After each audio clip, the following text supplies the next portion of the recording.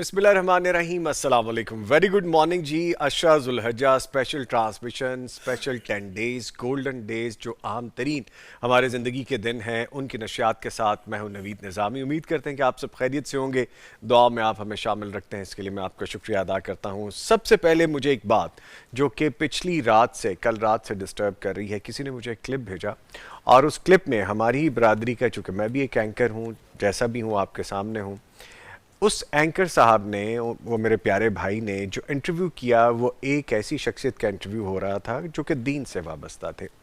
और उस इंटरव्यू में बहुत सारी ऐसी चीज़ें थी जिसको देखने और सुनने के बाद मुझे अपने आप पे शर्मिंदगी ये हो रही थी कि पता नहीं, मैं अपना जब प्रोग्राम या ट्रांसमिशन कर रहा होता हूँ तो मेरे पास इतना कंटेंट, इतना नॉलेज या दीन के हवाले से बातें होती हैं, या मैंने पढ़ा होता है, उसके बारे में रिसर्च की होती है, तैयारी की होती है, उसके बारे में मैंने पूरी डिटेल्स लेने की कोशिश की होती है कुरान और सुन्नत के हवाले से, या मैं भी ऐसे ही बैठ के कह रहा होता हूँ अच्छा, और या ऐसी कोई बचगाना बातें कि जिनके बारे में बाकायदा पता चल रहा हो कि मुझे कुछ नहीं पता, जो बताना है आपने ही बताना है।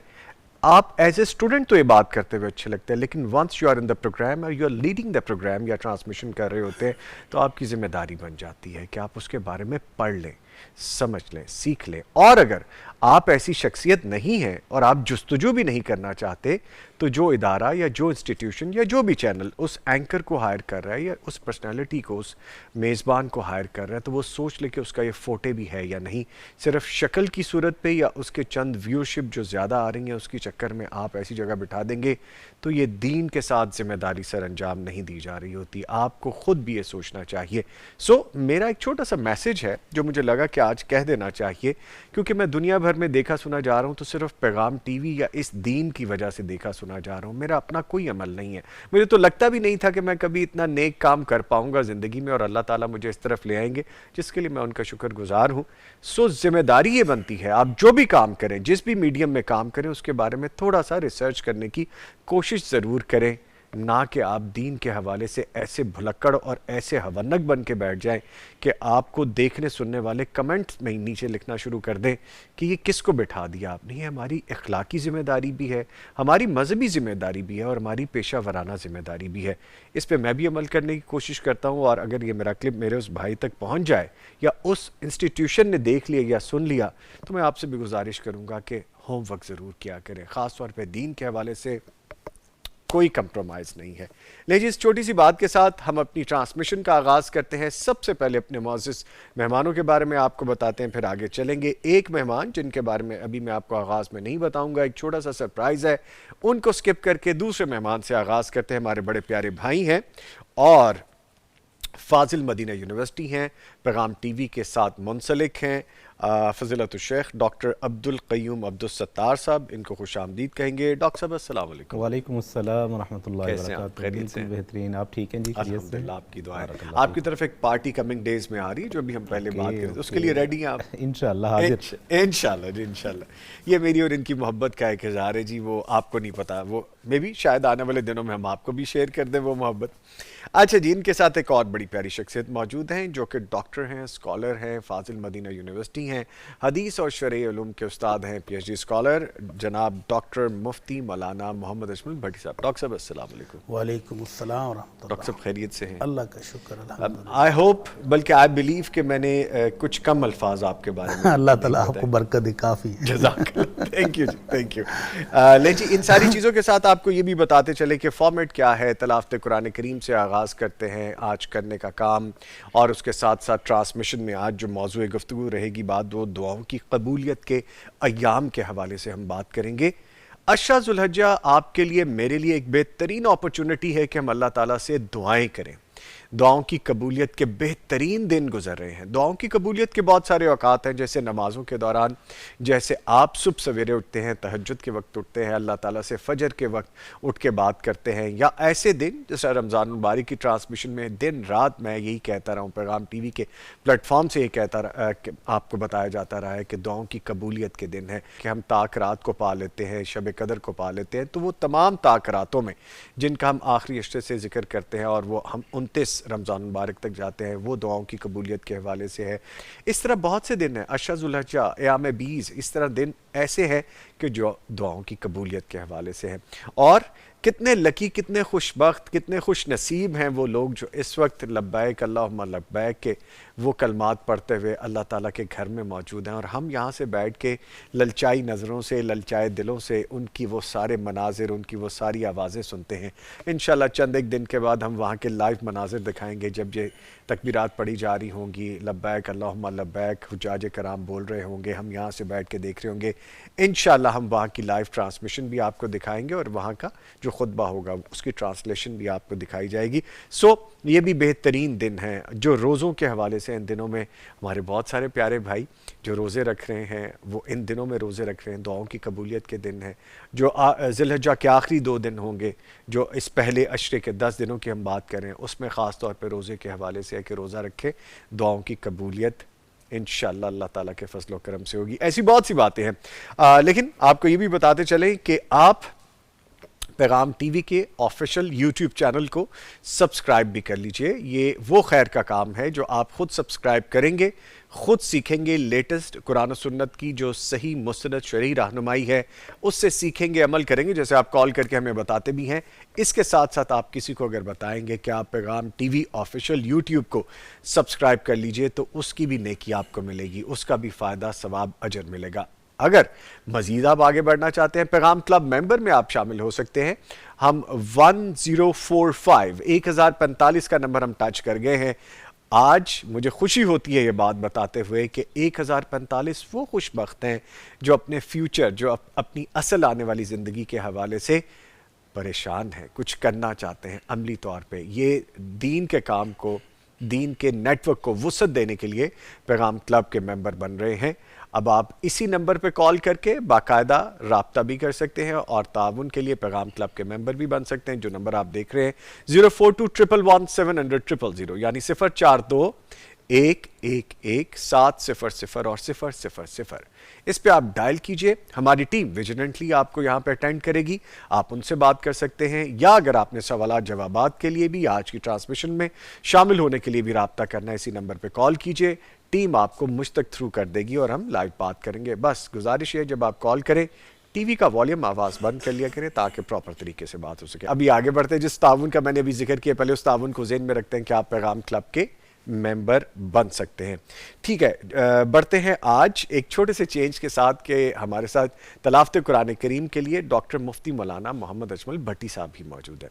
ان سے گزارش کرتے ہیں کہ پلیز آغاز کیجیے. اعوذ باللہ من الشیطان الرجیم,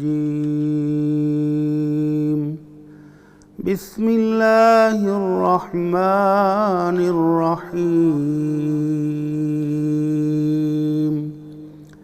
الحمد للہ رب العالمین,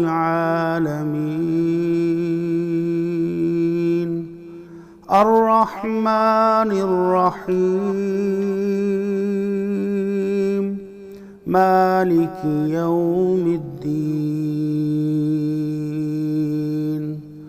ایاک نعبد و ایاک نستعین, اهدنا الصراط المستقيم, صراط الذين أنعمت عليهم غير المغضوب عليهم ولا الضالين,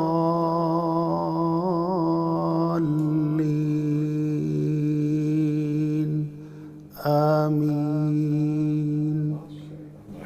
ماشاءاللہ. اب یہ تو مفتی صاحب نے تلاوت کر دی, اب میں کس کو کہوں کہ اس کا خلاصہ بھی بیان کر دیجئے, تو مفتی صاحب کو ہی کہہ دیتے ہیں, خلاصہ بیان کیجئے پلیز.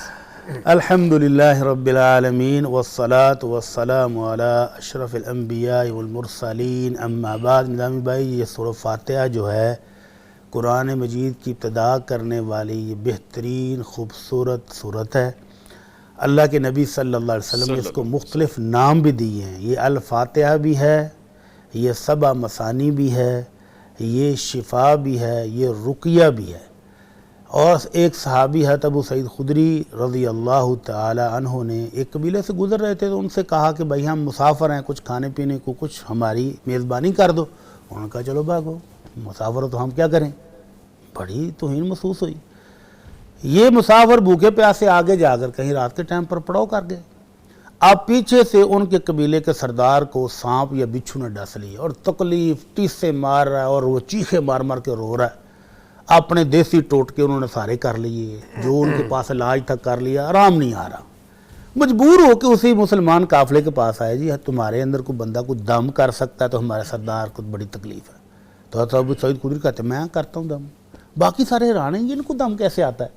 وہ گئے، کہا پہلے ہم مسافر تھے، ضرورت مند تھے، تم نے میزبانی مانگی، تم نے نہیں کی، اب میں مفت میں دم نہیں کروں گا۔ ہاں جی پھر اب کیا لیں گے؟ 30 بکرے لوں گا۔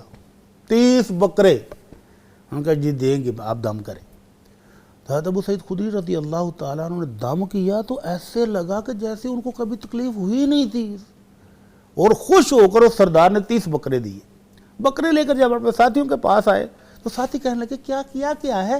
کہنے لگے میں نے سورہ فاتحہ پڑھ کے دم کیا ہے۔ ماشاءاللہ۔ تو کہنے لگے بکرے بھی لے آئے ہو یار، تم نے قرآن کی اجرت لے لی۔ کہنے لگے تو کوئی بات نہیں، لے چلتے ہیں مدینہ، اللہ کے نبی سے پوچھ لیں گے جا کر۔ تو جب مدینہ منورہ میں آئے تو اللہ کے نبی صلی اللہ علیہ وسلم کو سارا قصہ سنایا تو آپ نے فرمایا بالکل ٹھیک کیا ہے، سب سے بہترین اجرت جو تم کسی بات پر لے سکتے ہو وہ قرآن مجید ہے، جو تم نے لیا ہے بالکل ٹھیک کیا ہے، تم اس کو بانٹو اور میرا حصہ بھی رکھو اس میں۔ جی ان کی تسلی کے لیے، تشفی کے لیے کہ کوئی حرام کام نہیں کیا۔ تو اس صورت کے بے شمار فضائل بھی ہیں، اور اللہ رب العزت نے یہ اپنے اور بندے کے درمیان 50-50 کر لیے۔ شروع میں اللہ کی صفات ہیں الحمدللہ رب العالمین الرحمن الرحیم مالک یوم الدین، اور آخر میں آ جاتا ایاک نعبد و ایاک نستعین، اللہ عبادت بھی تیری کرتے ہیں اور ہر موقع پر مدد بھی تیری کرتے ہیں، مدد بھی تیری سے لیتے ہیں۔ تو آگے بندہ کہتا ہے اللہ ہمیں سیدھی راہ دکھا دے، یہاں دعاؤں کا سلسلہ شروع ہو جاتا ہے۔ اینڈ پر جا کر 2 گمراہ فرقوں کا تذکرہ ہے۔ تو قرآن مجید کے بیسک مضامین بھی یہی ہیں، اللہ کی حمد و ثناء، اللہ کی تعریفات، اللہ کے اسماء و صفات، بندے کی حاجات، بندے کی ضروریات کیا ہیں قرآن مجید میں، ان کا مسائل پر تذکرہ کیا گیا ہے، اور آخر میں دو گمراہ قومیں ہوئی ہیں ان کا ڈیٹیل سے قرآن مجید میں تذکرہ ہے۔ اس لحاظ سے یہ قرآن کا خلاصہ بھی ہے، اس لیے اس صورت کی بے شمار فضیلتیں ہیں۔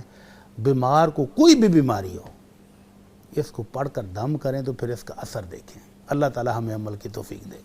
آمین آمین رب العالمین۔ چلیں بلکہ آپ نے مجھے آج یاد کروا دیا، پچھلے کوئی 5-7 دن سے میں بھی کافی تکلیف میں ہوں دانت کے حوالے سے۔ بالکل ایسے ہاتھ رکھ کے تو اس کو دم کریں، سورہ فاتحہ پڑھ کے انشاءاللہ۔ بلکہ میرے پاس تو اپرچونٹی، میں مفتی صاحب سے بھی دم کرواؤں گا اور خود بھی، بلکہ قیوم صاحب سے بھی کرواؤں گا، میرے اتنے پیارے بھائی یہاں پہ موجود ہیں۔ ٹھیک ہے جی، بہت شکریہ ڈاکٹر عبدالقیوم عبدالستار صاحب سے میں تھوڑی گفتگو کا آغاز کر کے پھر ایک سرپرائز ریویل کروں گا آپ سے۔ اچھا سر، یہ بتائیے گا دعا کا توحید کے ساتھ جو تعلق ہے، ایک تو یہ بتائیے گا کیا ہے، دوسرا اور ایک مومن اپنی دعاؤں کے ذریعے اللہ تعالیٰ پر کامل بھروسے اور یقین کا اظہار کس طرح سے کر سکتا ہے؟ بسم اللہ الرحمن الرحیم، الحمدللہ رب العالمین، والصلاة والسلام علی اشرف الانبیاء والمرسلین، نبینا محمد وعلی آلہ واصحابہ اجمعین، اما بعد۔ دعا نظامی صاحب بہت بڑی عبادت ہے۔ نبی کریم صلی اللہ تعالیٰ علیہ وسلم کا ارشاد ہے کہ الدعاء هو العبادہ، دعا عبادت ہے، اور اسی طرح آپ صلی اللہ تعالیٰ علیہ وسلم کی اگر ہم زندگی کو دیکھیں، پیارے پیغمبر علیہ السلام اللہ تعالیٰ سے ہمیشہ دعا کیا کرتے تھے۔ صرف آپ صلی اللہ علیہ وسلم نہیں بلکہ آپ سے پہلے جتنے بھی انبیاء کرام گزرے ہیں، اور خاص طور پہ اگر ہم ذوالحجہ کے یہ جو دن گزر رہے ہیں، ان ایام کی جو نسبت ہے یا جو تعلق ہے وہ خاص طور پہ حضرت سیدنا ابراہیم علیہ السلام سے جوڑا جاتا ہے۔ تو حضرت ابراہیم علیہ السلام اللہ سے دعا بھی کرتے تھے، اور ان کی جو توحید تھی، حضرت ابراہیم علیہ السلام کو امام الموحدین کہا جاتا ہے، یعنی ایسے لوگ جو توحید کا پرچار کرنے والے ہیں، توحید کے لیے قربانیاں دینے والے ہیں، ان کے وہ امام تھے۔ تو حضرت ابراہیم علیہ السلام جو ہے وہ دعا بھی کرتے تھے اور توحید کا پرچار بھی کرتے تھے۔ یہ چیز تمام کے تمام جو انبیاء کرام ہیں ان کے اندر تھی۔ تو بنیادی طور پہ اگر ہم غور کریں تو دعا توحید ہے. دعا میں ہوتا کیا ہے کہ ایک بندہ وہ اپنے ذہن میں یہ کنفرم کر لیتا ہے، وہ مطمئن ہو جاتا ہے کہ اگر میری زندگی میں کوئی مشکل آئی تو اس مشکل کی جو تلافی ہے یا اس کے خاتمے کے لیے میں نے کس سے رابطہ کرنا ہے؟ اللہ تعالیٰ سے رابطہ کرنا ہے. اور یہی توحید ہے کہ ایک بندے کو پتہ ہے کہ اگر میری زندگی میں خدا نہ خواستہ کوئی مصیبت آ گئی، کوئی مشکل آن پڑی، کوئی بیماری آ گئی، تو اس بیماری کے لیے میں نے علاج بھی کرنا ہے، لیکن ساتھ ہی میں نے اللہ تعالیٰ سے دعا کرنی ہے. تو یہ جو دعا ہے بنیادی طور پہ یہی توحید ہے، اللہ تعالیٰ سے مانگنا، اللہ تعالیٰ سے سوال کرنا. اور دعا کرنے والا جو انسان ہے وہ یہ تصور کر لیتا ہے اور اپنا یہ پختہ تصور بنا لیتا ہے کہ اللہ تعالیٰ جو ہے وہ ایسی ذات ہے جس نے یہ جو سارا جہان ہے، کائنات ہے، اللہ نے اسے پیدا کیا ہے.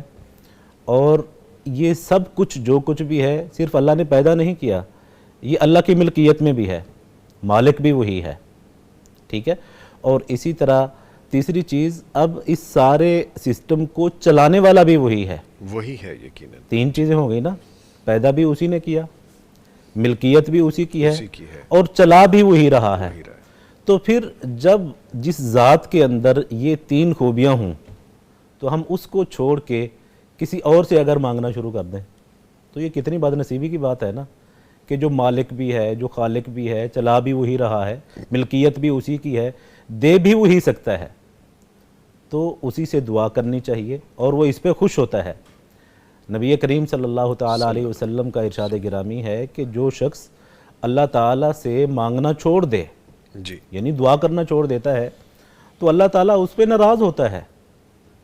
تو یہ فرق ہے نا کہ اگر کوئی شخص ایک انسان سے کوئی چیز بار بار مانگے تو ایک دفعہ وہ دے دے گا، دوسری مرتبہ بھی دے دے گا، تیسری مرتبہ اس نے اکتا جانا ہے، اس نے کہنا ہے یار تجھے میں ہی نظر آتا ہوں، بار بار ہمیشہ تم میرے پاس ہی آ جاتے ہو، تو کیوں آتے ہو میرے پاس؟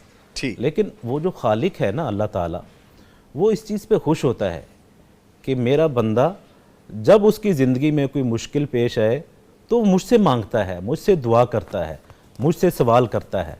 اور نبی کریم صلی اللہ تعالیٰ علیہ وسلم نے جو تعلیمات دی ہیں، حضرت عبداللہ بن عباس رضی اللہ تعالیٰ عنہ کو آپ صلی اللہ علیہ وسلم نے کچھ چیزیں بتائیں اور سکھائیں. آپ نے فرمایا کہ جب تم سوال کرو، جب بھی تمہیں سوال کرنے کی ضرورت پڑے، فاسأل اللہ، تو اللہ تعالیٰ سے سوال کرو. وَإِذَا اسْتَعَنْتَ فَاسْتَعِنْ بِاللَّهِ، اور تمہیں کبھی بھی تمہاری زندگی میں مدد کی ضرورت پڑے تو وہ بھی تم نے اللہ تعالیٰ سے ہی مانگنی ہے. تو یہ ساری چیزیں ہمیں بتاتی ہیں کہ جو دعا ہے اس کا توحید کے ساتھ بڑا گہرا کنیکشن ہے، بلکہ یہ توحید ہی ہے. بندہ یہی سمجھ کے اللہ تعالیٰ سے سوال کرتا ہے کہ میری مشکل کو دور فرمانے والا، میری مشکل سے مجھے نجات دینے والا وہ اللہ تعالیٰ ہے. اور اللہ تعالیٰ کیسے کیسے نجات دیتا ہے مشکلات سے، جہاں پر انسان کا جو ہے وہم و گمان بھی کام نہیں کرتا، وہاں سے بھی اللہ تعالیٰ انسان کو مشکل سے نجات عطا فرما دیتا ہے. ٹھیک ہے، ٹھیک ہے. لیں جی، ہمیں بہت سی گفتگو کرنی ہے، لیکن ابھی آپ کو یہ بتائیں کہ جیسا میں نے آغاز میں آپ کو بتایا کہ آپ پیغام کلب کے ممبر بن سکتے ہیں. اور ممبر بننے کے لیے بڑا آسان ہے کہ آپ ہمارا نمبر 042-111-700 پہ ڈائل کریں گے، ہماری ٹیم سے بات کریں گے، یا ابھی لائیو ٹرانسمیشن میں آپ ٹیم سے بات کرنے کے بعد مجھ سے لائیو گفتگو کر سکتے ہیں اور آپ پیغام کلب کے ممبر بن سکتے ہیں. آپ کو یاد ہے کہ جب ہم نے ٹرانسمیشن کا پہلا دن شروع کیا تھا اور پہلے دن کی ٹرانسمیشن میں ہم نے باقاعدہ انوگریشن کے ساتھ یہ بھی بتا دیا تھا کہ آج ہم انشاءاللہ ایسی ایک قرآن اندازی کریں گے جس میں پیغام ٹی وی کی جانب سے ہمارے پیغام کلب ممبرز میں سے ایک ایسا خوش نصیب ہوگا جو کہ باقاعدہ عمرے کے کمپلیٹ پیکج پہ جائے گا. اور آپ کو یاد ہے ابو محمد صاحب کا نام نکلا تھا اور ابو محمد صاحب کو ہم نے انوائٹ بھی کرنا تھا اپنے اسٹوڈیوز میں.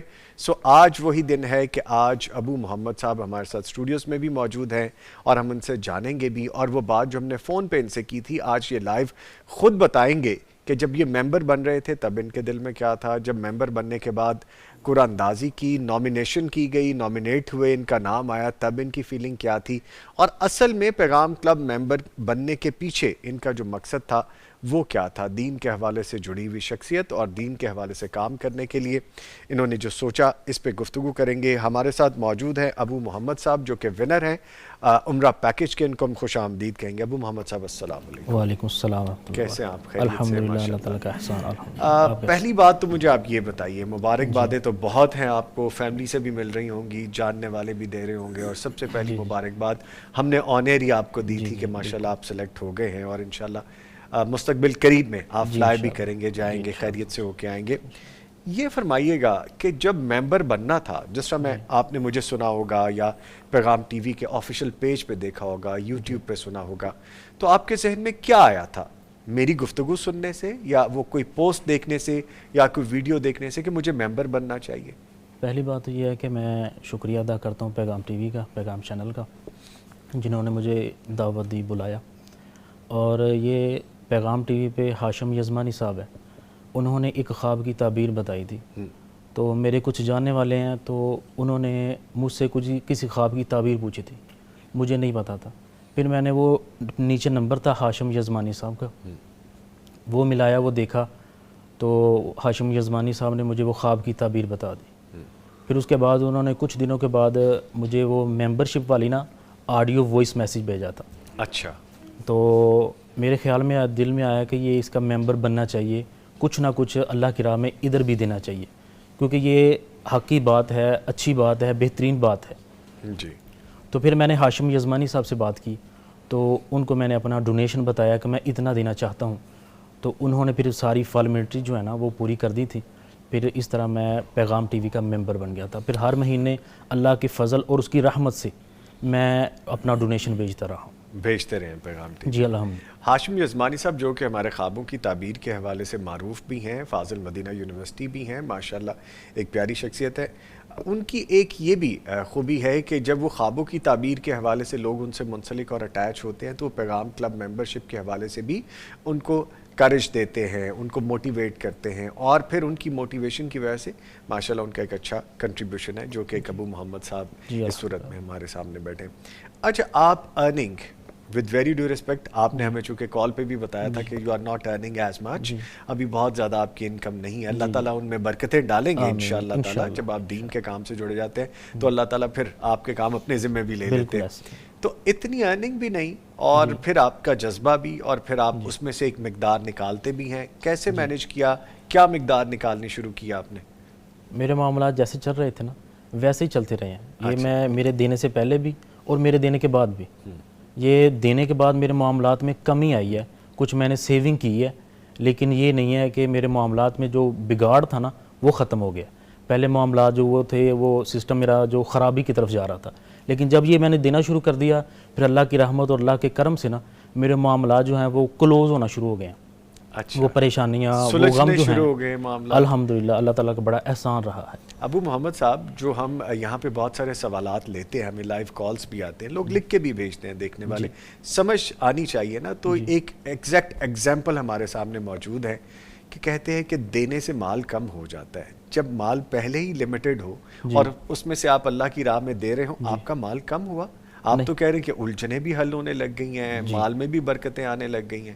یہ بیسیکلی اللہ رب العالمین سے ایک تجارت ہے، جب آپ 1 روپیہ دے رہے ہیں تو اس کے بدلے میں 70 سے پھر 100 گنا تک بھی آ جاتے ہیں۔ یہ اس کے فضل اور اس کی رحمت سے آتے ہیں، آپ کے اخلاص سے آتے ہیں، آپ کی نیت کیا ہے۔ جب آپ کی نیت اچھی ہوگی، بہترین ہوگی، تو پھر اللہ رب العالمین بھی آپ کے اوپر فضل اور اپنا کرم ضرور کرتے ہیں۔ ٹھیک ہے، میں مفتی مولانا محمد اچن بھٹی صاحب کو بھی شامل کروں گا۔ مفتی صاحب دیکھیں، ہمارے پاس تو پریکٹیکل ایگزامپل آ گئی ہے، الحمدللہ۔ تو بتائیے اس حوالے سے کہ کلب کے ممبر بنتے ہیں، پھر اللہ تعالیٰ کے دین کو وسعت دینے کے لیے جڑتے ہیں، پھر ان کی اپنی زندگی میں نکھار آنے لگ جاتا ہے، آپ فرمائیے۔ یہ تو آپ کے سامنے تجرباتی بات آ گئی نا، جی، آپ کے پاس سے ایک لائیو ایکسپیرینس آ گیا کہ لو جی میرے بھائی نے اللہ کی راہ میں خرچ کیا ہے تو اس کی رحمتیں آ گئی ہیں۔ تو یہ تو اللہ کا وعدہ ہے، پہلے سے وعدہ ہے۔ مثل الذین ينفقون فی سبیل اللہ کمثل حبۃ انبتت 7 سنابل، سورہ بقرہ کی طویل آیت ہے۔ اللہ کہتے ہیں میرے راہ میں خرچ کرنے والوں کی مثال ایسی ہے کہ تم زمین میں کاشت ایک دانہ کرتے ہو، گندم ہے، جو ہے، جوار ہے، باجرہ ہے، مکئی ہے، اس سے 7 بالیاں نکلتی ہیں، اور ہر بالی میں پھر 100 دانہ ہوتا ہے۔ تو اللہ کہتے ہیں کہ میں تو اس طرح سے بڑھاتا ہوں کہ ایک نہیں 10 کم از کم اور 10 سے 700 گنا، اور واللہ یضاعف لمن یشاء، اور 700 گنا سے بھی جس کے لیے چاہتا ہے بڑھا دیتا ہے۔ اور پھر وہ حدیث آپ بار بار سنتے ہیں کہ من تصدق بعدل تمرۃ من قصب طیب، جو بندہ حلال کمائی سے ایک کھجور، چند گرام کی کھجور اللہ کی راہ میں دیتا ہے تو اللہ اس کو اپنے مبارک دائیں ہاتھ میں لے کر اس طرح پالتا ہے جس طرح ہم اپنے جانور گھروں میں پالتے ہیں، تو پال پال کے کتنا کر دیتا ہے، احد پہاڑ جتنی، اللہ 12 کلومیٹر 12.5 کلومیٹر طویل ہے اور 1077 میٹر اونچا بھی ہے۔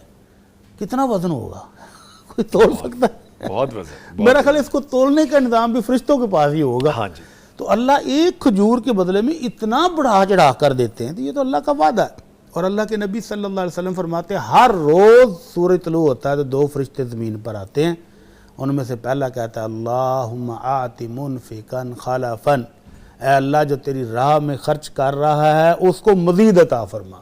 تو یہ تو اللہ کے وعدے بھی ہیں، اللہ کے نبی کے سچے وعدے ہیں جو ہم اپنی آنکھوں سے دیکھ رہے ہیں اور کانوں سے سن رہے ہیں کہ الحمدللہ ہمارے بھائی نے اللہ کی راہ میں خرچ کرنا شروع کیا تو اللہ نے معاملات سلجھا دیے، ان کی تکلیفیں ختم ہو گئیں اور مال میں برکت آنی شروع ہو گئی۔ ماشاءاللہ۔ تو یہ ہر بندے کے ساتھ وعدہ ہے، کسی خاص کے نہیں، وی آئی پی کوئی نہیں ہے، ہر بندے کے ساتھ جو بھی خرچ کرے دیکھ لے کہ اس کو کیا بنتا ہے، کیا ملتا ہے۔ ٹھیک ہے۔ ہمارے ایک بزرگ استاد تھے مدینہ یونیورسٹی میں، شیخ عبد الرحمن محی الدین، بزرگ تھے، وہ کہتے تھے بیٹا ایک دفعہ نا ہمارے سکول میں جب میں پڑھتا تھا تو سکول ٹیچر نے کہا جی 2 ریال لانے ہیں تو ٹرپ پر جانا ہے سارے بچوں نے۔ کہتا میں گھر آ کر بڑا رویا، والدہ کے پاس 2 ریال بھی نہیں تھے دینے کے لیے۔ اللہ اکبر۔ والدہ نے 2 بیٹا میرے پاس نہیں، اگر ہوتے تو میری جان میں ضرور دیتی۔ کہتے ہیں کہ وہ میرے ٹیچر نے میرے 2 ریال شامل کر کے مجھے ٹرپ پر لے گئے۔ کہتے ہیں اس دن سے میں نے اپنی عادت بنا لی ہے کہ جب بھی میرے پاس پیسہ آئے گا میں اس میں سے اللہ کی راہ میں خرچ کروں گا۔ کہتے ہیں اس دور میں 1 ریال بھی بڑی چیز تھی، اس دور میں میں 1 ریال کر کے دیتا تھا، اور آج اللہ کے فضل سے اتنی آمدن ہے، اتنا وسائل ہیں کہ میں خرچ کرتے نہیں تھکتا۔ سبحان اللہ، سبحان اللہ۔ تو یہ پریکٹیکل ہر بندہ کر سکتا ہے، کر سکتے ہیں۔ جس کے پاس آمدن تھوڑی ہے اللہ کی راہ میں تھوڑے میں سے تھوڑا دے اور زیادہ لے لے، زیادہ لے لے۔ یس، یہ بہترین ایگزامپل ہمارے سامنے۔ ویسے تو دعا کے لیے ابو محمد صاحب کو کہنا چاہیے جائیں گے تو ہمارے لیے دعائیں کیجیے گا، لیکن میرے ان پیارے بھائی کے لیے، ہمارے ان پیارے بھائی کے لیے کوئی دعا اللہ تعالی ہمارے اس بھائی کے یہ سفر سعادت بنا دے، اللہ تعالیٰ ان کے رزق میں برکت دے، ان کے گھر میں برکت دے، اور یہ انہوں نے بتایا تھا کہ اولاد کی متمنی، اللہ تعالیٰ ان کو نیک صالح بیٹے اور بیٹیاں بھی عطا آمین فرمائے۔ آمین آمین۔ اور یہ سفر پر جا رہے ہیں تو ان کی دعائیں، عبادات اللہ ہمارا سب قبول فرمائے۔ آمین یا رب العالمین۔ دیکھیں جی کتنی دعائیں مل رہی ہیں آپ کو۔ بالکل ایسے۔ پیغام ٹی وی کے ساتھ جڑنے کے ساتھ، پیغام ٹی وی سے محبت کرنے کے ساتھ اب آپ کی کیا فیلنگ ہے کہ یہ سفر اب کس طرف جائے گا، فیوچر کیا دیکھتے ہیں آپ؟ پیغام ٹی وی کے لیے دل میں کیا ہے؟ ایک تو پہلے آپ نے اپنی نسبت بنائی، آپ جڑے اس کے ساتھ، محبت کا اظہار ہوا، اب کیا کیفیت ہے؟ ابھی کیفیت جو ہے، جب انہوں نے مجھے میسیج کیا ہاشم یزمانی صاحب نے، جی، تو پہلے مجھے یقین نہیں ہوا، میں نے کہا شاید کسی اور کو میسیج کرنا ہے، تو غلطی سے میرا نمبر مل گیا، مجھے میسیج کر رہے ہیں۔ تو 2 منٹ کے بعد پھر انہوں نے میسیج کیا کہ آپ فون کرنا چاہتے ہیں، کال پر رابطہ کرنا چاہتے ہیں؟ میں نے کہا جی میں کرنا چاہتا ہوں۔ پھر مجھے یقین ہوا، پھر میں نے بات چیت کی ان سے، لیکن اب پیغام ٹی وی کے لیے بہت اچھی فیلنگز ہیں، دعائیں ہیں ان کے لیے، وہاں پہ بھی جائیں گے انشاءاللہ، دعائیں کریں گے، اور انشاءاللہ اللہ کے فضل اور اس کی رحمت کے ساتھ میرے کچھ دوست ایسے ہیں وہ بھی مجھے کہہ رہے ہیں کہ ہمیں بتاؤ اس کی کیا پروسیس ہے، ہم بھی آپ کے ساتھ جڑنا چاہتے ہیں۔ تو میں بھی انشاءاللہ جیسے میری آمدن بڑھے گی میں اس پیغام ٹی وی کو اور انشاءاللہ اپنا ڈونیشن بڑھا دوں گا انشاءاللہ، اللہ کے فضل اور اس کی رحمت کے ساتھ۔ میرا کوئی کمال نہیں ہے، میں تو کچھ بھی نہیں ہوں، حقیر سا فقیر سا بندہ ہوں، میری تو کوئی ویلیو نہیں ہے، گناہ تو بہت زیادہ ہے، نیکی نہیں ہے، تو یہ سب اللہ کا فضل اور اس کی رحمت ہے، اس کے علاوہ کچھ بھی نہیں ہے۔ یہ سارے اسی کے فضل سے ہی ہوتا ہے۔ شخصیت کوئی بھی ہو، کون کہاں کس طرح کیا کیسے، اس سے فرق نہیں پڑتا، جب اس نے چن لینا ہے تو پھر وہ اس طرح چن لیتا ہے۔ میں جی بہت شکریہ ادا کروں گا ابو محمد صاحب، آپ تشریف لائے ہیں، اور آپ کے جرنی کے لیے، ٹریول کے لیے میں آپ کو بہت نیک تمنائیں اور خواہشات دوں گا، وہ لے کے جائیے گا ساتھ، اور پیغام ٹی وی کو اور ہماری ٹیم کو ضرور یاد رکھیے گا۔ Thank you very much. لیں جی یہاں پہ ایک وقفہ ہے، اور وقفے کے بعد جب ہم دوبارہ حاضر ہوں گے اسی گفتگو کو آگے لے کے چلیں گے کہ دعاؤں کی قبولیت کے ایام، اس پہ بات ہوگی ایک بریک کے بعد۔ ٹرانسمیشن میں آپ کے ساتھ ہیں کچھ مزید معزز مہمان ہمیں جوائن کر چکے ہیں. تعارف کروا دیتا ہوں. ٹرانسمیشن میں ہمارے ساتھ موجود ہیں معروف صحافی ہیں, کالم نگار ہیں, ہمارے بڑے پیارے بھائی ہیں محمد ابرار ظہیر صاحب. ان کو ویلکم کریں گے اپنی ٹرانسمیشن میں. سر السلام علیکم. بہت شکریہ جی. وعلیکم السلام ورحمۃ اللہ. طبیعت ٹھیک ہے آپ کی؟ خیریت سے؟ الحمدللہ, اللہ کا احسان. آپ کو ٹرانسمیشن میں خوش آمدید کہنے کے ساتھ میں نہ صرف خود اپنی طرف سے بلکہ پیغام ٹی وی کی جانب سے پوری ٹیم کی طرف سے آپ سے تعزیت کا اظہار کرتا ہوں. پچھلے دنوں ہمیں پتہ چلا کہ آپ کے بھائی رحلت فرما گئے اس دنیا سے. بہت شکریہ آپ کا, اللہ تعالیٰ ان کی مغفرت فرمائے. بڑے محسن بھائی تھے ہمارے باپ جیسے تھے. ہم بہت چھوٹے چھوٹے تھے, یعنی 1981 میں ہمارے والد صاحب کی ڈیتھ ہوئی. اس وقت ہم تیسری یا چوتھی کلاس کے اسٹوڈنٹ تھے. تو تب سے اب تک انہوں نے ہی باپ بن کے پالا تھا. ہمارے ہیڈ آف فیملی تھے. زندگی میں کسی وقت انہوں نے ہمیں یہ نہیں کہا کہ اب تم کماؤ. ہم نے کہا پڑھنا ہے تو پڑھ لیں, ہم نے کہا جو ہم نے کہا کہ کر لیں, آپ بس آپ کچھ کریں صحیح. اللہ تو بڑے مہربان تھے, بڑے مشفق تھے, باپ جیسے تھے. اللہ کا حکم آ گیا, ہم راضی ہیں اللہ کی رضا پہ. جو اللہ نے چاہا ہم اس پہ راضی ہیں. آپ کا بہت شکریہ. تمام احباب کا, تمام جماعتیوں کا, سب دوستوں نے بہت زیادہ اظہار ہمدردی کیا, دل جوئی کی ہے ہماری.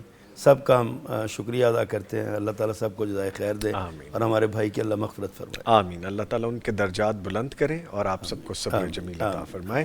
اور ان کے ساتھ موجود ہیں جیسے کہ آپ کو پتہ ہے ڈاکٹر عبدالقیوم عبدالستار صاحب, اور ان کے ساتھ ایک اور بڑی قداور شخصیت کے قداور صاحبزادے موجود ہیں, اور امیر محترم ساجد میر رحمۃ اللہ علیہ, اللہ تعالیٰ ان کو جنتوں میں جگہ دیں.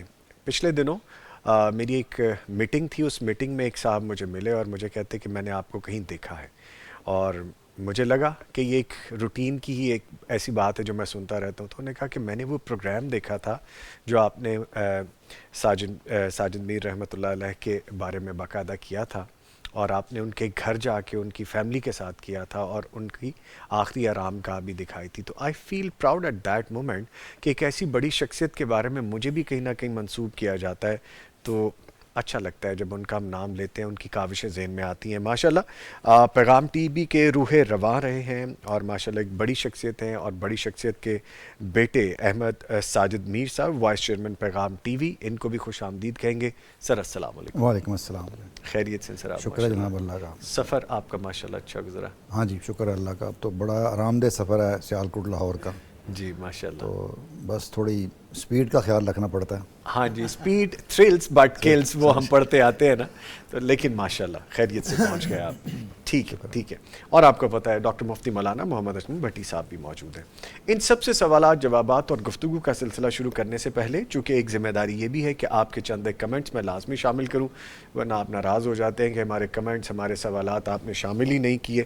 اصل میں معاملہ یہ ہے کہ جب گفتگو چل رہی ہو تو پھر گفتگو کو کمپلیٹ کرنا بھی ضروری ہوتا ہے. بٹ آپ کے نام میں ضرور شامل کر لیتا ہوں. مریم طاہر ہمیں لکھ رہی ہیں, محمد موسیٰ, نائلہ عبدالقدیر اور عریفت شیخ, حسیب احمد, اور آگے سفیان سوگان ہیں, تسنیم زبیر ہیں, اور سفیان سوگان دوبارہ. سب ہمیں السلام علیکم کہہ رہے ہیں. جی وعلیکم السلام, اور بہت ساری دعائیں دے رہے ہیں مفتی صاحب کو, ہمارے مہمانان گرامی کو. مجھے بہت شکریہ جی. پیغام ٹی وی کو پریز کر رہے ہیں. جی پیغام ٹی وی آپ کا اپنا ٹی وی ہے, اس کو دیکھتے رہیے, سیکھتے رہیے, سمجھتے رہیے اور عمل کرتے رہیے, اور ہمیں کال کر کے بتاتے بھی رہیے کہ زندگی میں کیا پازیٹیو چینج آیا, پیغام ٹی وی کو دیکھنے سے کیا بہتری آئی ہے. آگے بڑھتے ہیں اور میں احمد میر صاحب سے گفتگو کا آغاز کروں گا. سر آپ ماشاءاللہ ضیوف الملک کی باقاعدہ مہمان بن کے گئے, اور اس صورت میں آپ نے حج کی عظیم سعادت بھی حاصل کی ہے. ان یادوں کو یاد کرتے ہیں ذرا, وہ کون سا ایسا لمحہ تھا یا مقام تھا جسے یاد کر کے آپ کی آنکھیں آج بھی نم ہو جاتی ہیں؟ کون سے مومنٹس تھے؟ وہ کچھ پرسنل ہوتے ہیں, وہ بندے کو خود ہی یاد رہ جاتے ہیں. کیا محسوس ہوتا ہے؟ وہاں مانگی گئی دعا سیدھی عرش تک پہنچی تھی کہ میں نے صرف یہ منہ سے نکالا تھا اور یہ اللہ تعالیٰ نے قبول کیا تھا؟ کیونکہ آج کا ہمارا ٹاپک بھی دعا کے حوالے سے. فرمائیے گا. بسم اللہ الرحمن الرحیم. دیکھیں, حج پر جانے کی جو خواہش ہے وہ تو ہر مسلمان کی ہوتی ہے جی, کہ اسے زندگی میں کم از کم ایک دفعہ ضرور جانا چاہیے. جی, اس پر فرض بھی اگر وہ صاحب استطاعت ہے, اور ہر مسلمان چاہے وہ صاحب استطاعت نہ بھی ہو پھر بھی اس کی خواہش ہوتی ہے کہ اسے جانے کا موقع ملے. جی, ظاہر میری بھی یہ خواہش تھی. تو سب سے پہلے خوشی اس وقت ہوئی جب میرا نام اس میں بھیجا والد مرحوم نے. وہ انہوں نے شاید کہہ لے کہ زندگی میں شاید ایک آدھ دفعہ کچھ یہ کو ہمیں کو فیور دی تھی اس کو جماعتی لحاظ سے, ورنہ وہ کبھی ہمیں اس قسم کا موقع نہیں دیتے تھے. بہرحال اللہ انہیں جزائے خیر دے, مغفرت کرے ان کی. تو جب مجھے پتہ چلا کہ میرا نام ظاہر ہے, اس لحاظ سے بہت خوشی ہوئی. ہر مرحلے پہ جب ویزا آتا ہے, آپ کا ٹکٹ آتی ہے, تاریخ آتی ہے, تو خوشی بڑھتی جاتی ہے. لیکن بچپن میں ذرا عمرہ والا تو ہم نے کیا ہوا ہے, وہاں جانے کا موقع تو ملا ہے, لیکن اب کافی عرصے بعد حاضری کا موقع ملا تھا. تو وہاں پہنچ ظاہر ہے وہ جب آپ احرام باندھتے ہیں, سفر پہ روانہ ہوتے ہیں, تو آپ کے تاثرات, احساسات وہ بدلتے رہتے ہیں. بالکل ایسے. لیکن سب سے جو کہتا ہوں میں, جو محسوس میں نے کیا, جو بہترین جو موقع ہے یا جو ایک لمحہ یادگار جی وہ ہوتا ہے جب آپ مسجد کے اندر داخل ہو کر آپ کی پہلی نظر خانہ کعبہ پر پڑتی ہے. پہلی نظر, ہاں جی, وہ جو ایک لمحہ ہے نا, وہ میرا خیال ہے ہر مسلمان کے لیے شاید وہ بہت ایک یادگار ہوتا ہے, کہ وہ ایسی جگہ جس کی طرف رخ کر کے آپ جن میں 5 مرتبہ آپ نے نماز پڑھی ہیں, اور اس کے بارے میں اتنی جو تاریخ ہے کہ وہاں اتنے بڑے بڑے انبیاء جو ہیں وہ اس جگہ سے گزرے ہوئے ہیں, وہاں بیٹھے ہوئے ہیں. اس کی تعمیر میں حضرت ابراہیم علیہ السلام جیسے جلیل قدر پیغمبر نے اس حصہ لیا ہوا ہے, بنایا ہوا ہے. تو یہ سوچ کر کہ یہ وہ جگہ ہے جہاں اتنے بڑے پیغمبر, نبی, صحابہ وہ یہاں سے بیٹھے ہوں گے, گزرے ہوں گے, یا یہ اللہ تعالیٰ کے نزدیک کائنات کے سب سے مقدس ترین بہترین جگہ ہے.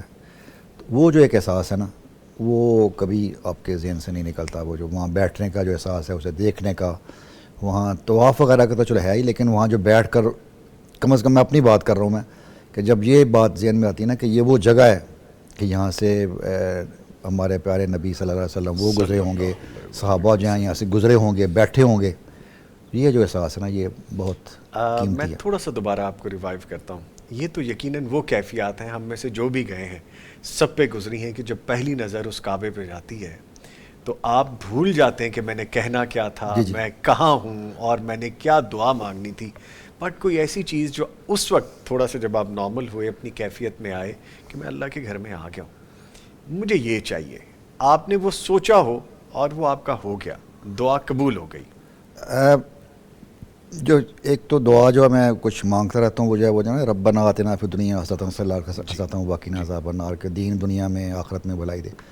وہ میں اکثر وہ مانگتا رہتا ہوں. میں ذرا دعائیں بندے کے ذہن میں ہوتی ہیں, کوئی ذاتی بھی, کچھ اہل خانہ کے لیے, کوئی بچوں کے لیے, کچھ ملک و قوم کے لیے, کوئی لوگ بھی بڑی فرمائش کرتے ہیں ہمارے لیے مانگیں. تو میں نے کوشش کی کہ جو اپنے ذہن میں ہے, جو کسی نے کہا, سب کے لیے دعائیں مانگوں وہ. لیکن یہ جو دعائیں نا جو میں نے ذکر کیا, یہ میں نے پھر زیادہ وہاں پڑھی, کہ ہمیں نہیں پتہ اللہ تعالیٰ کہ ہمارے لیے کیا بہتر ہے اور کیا نہیں بہتر ہے.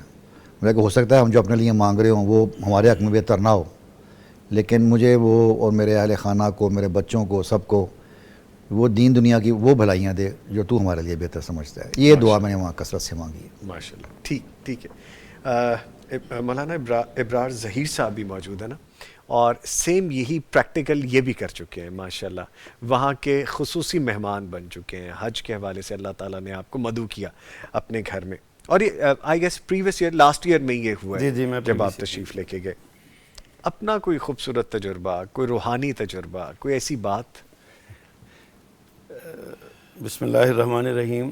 سب سے پہلی بات تو یہ ہے کہ بعض اعمال یا بعض خوشیاں ایسی ہوتی ہیں جن کو بیان کیے ہی نہیں جا سکتا, ان کا تعلق صرف محسوسات سے ہوتا ہے. آئی ایڈمٹ, بالکل. میں اللہ سبحانہ و تعالیٰ کے شکر کے بعد سب سے زیادہ شکر گزار آج بھی اگر ہوں تو محبوب اور محترم قائد حضرت علامہ پروفیسر ساجد میر رحمہ اللہ اور موجودہ امیر جماعت حضرت ڈاکٹر حافظ عبدالکریم حفظہ اللہ کا احسان مند ہوں, شکر گزار ہوں.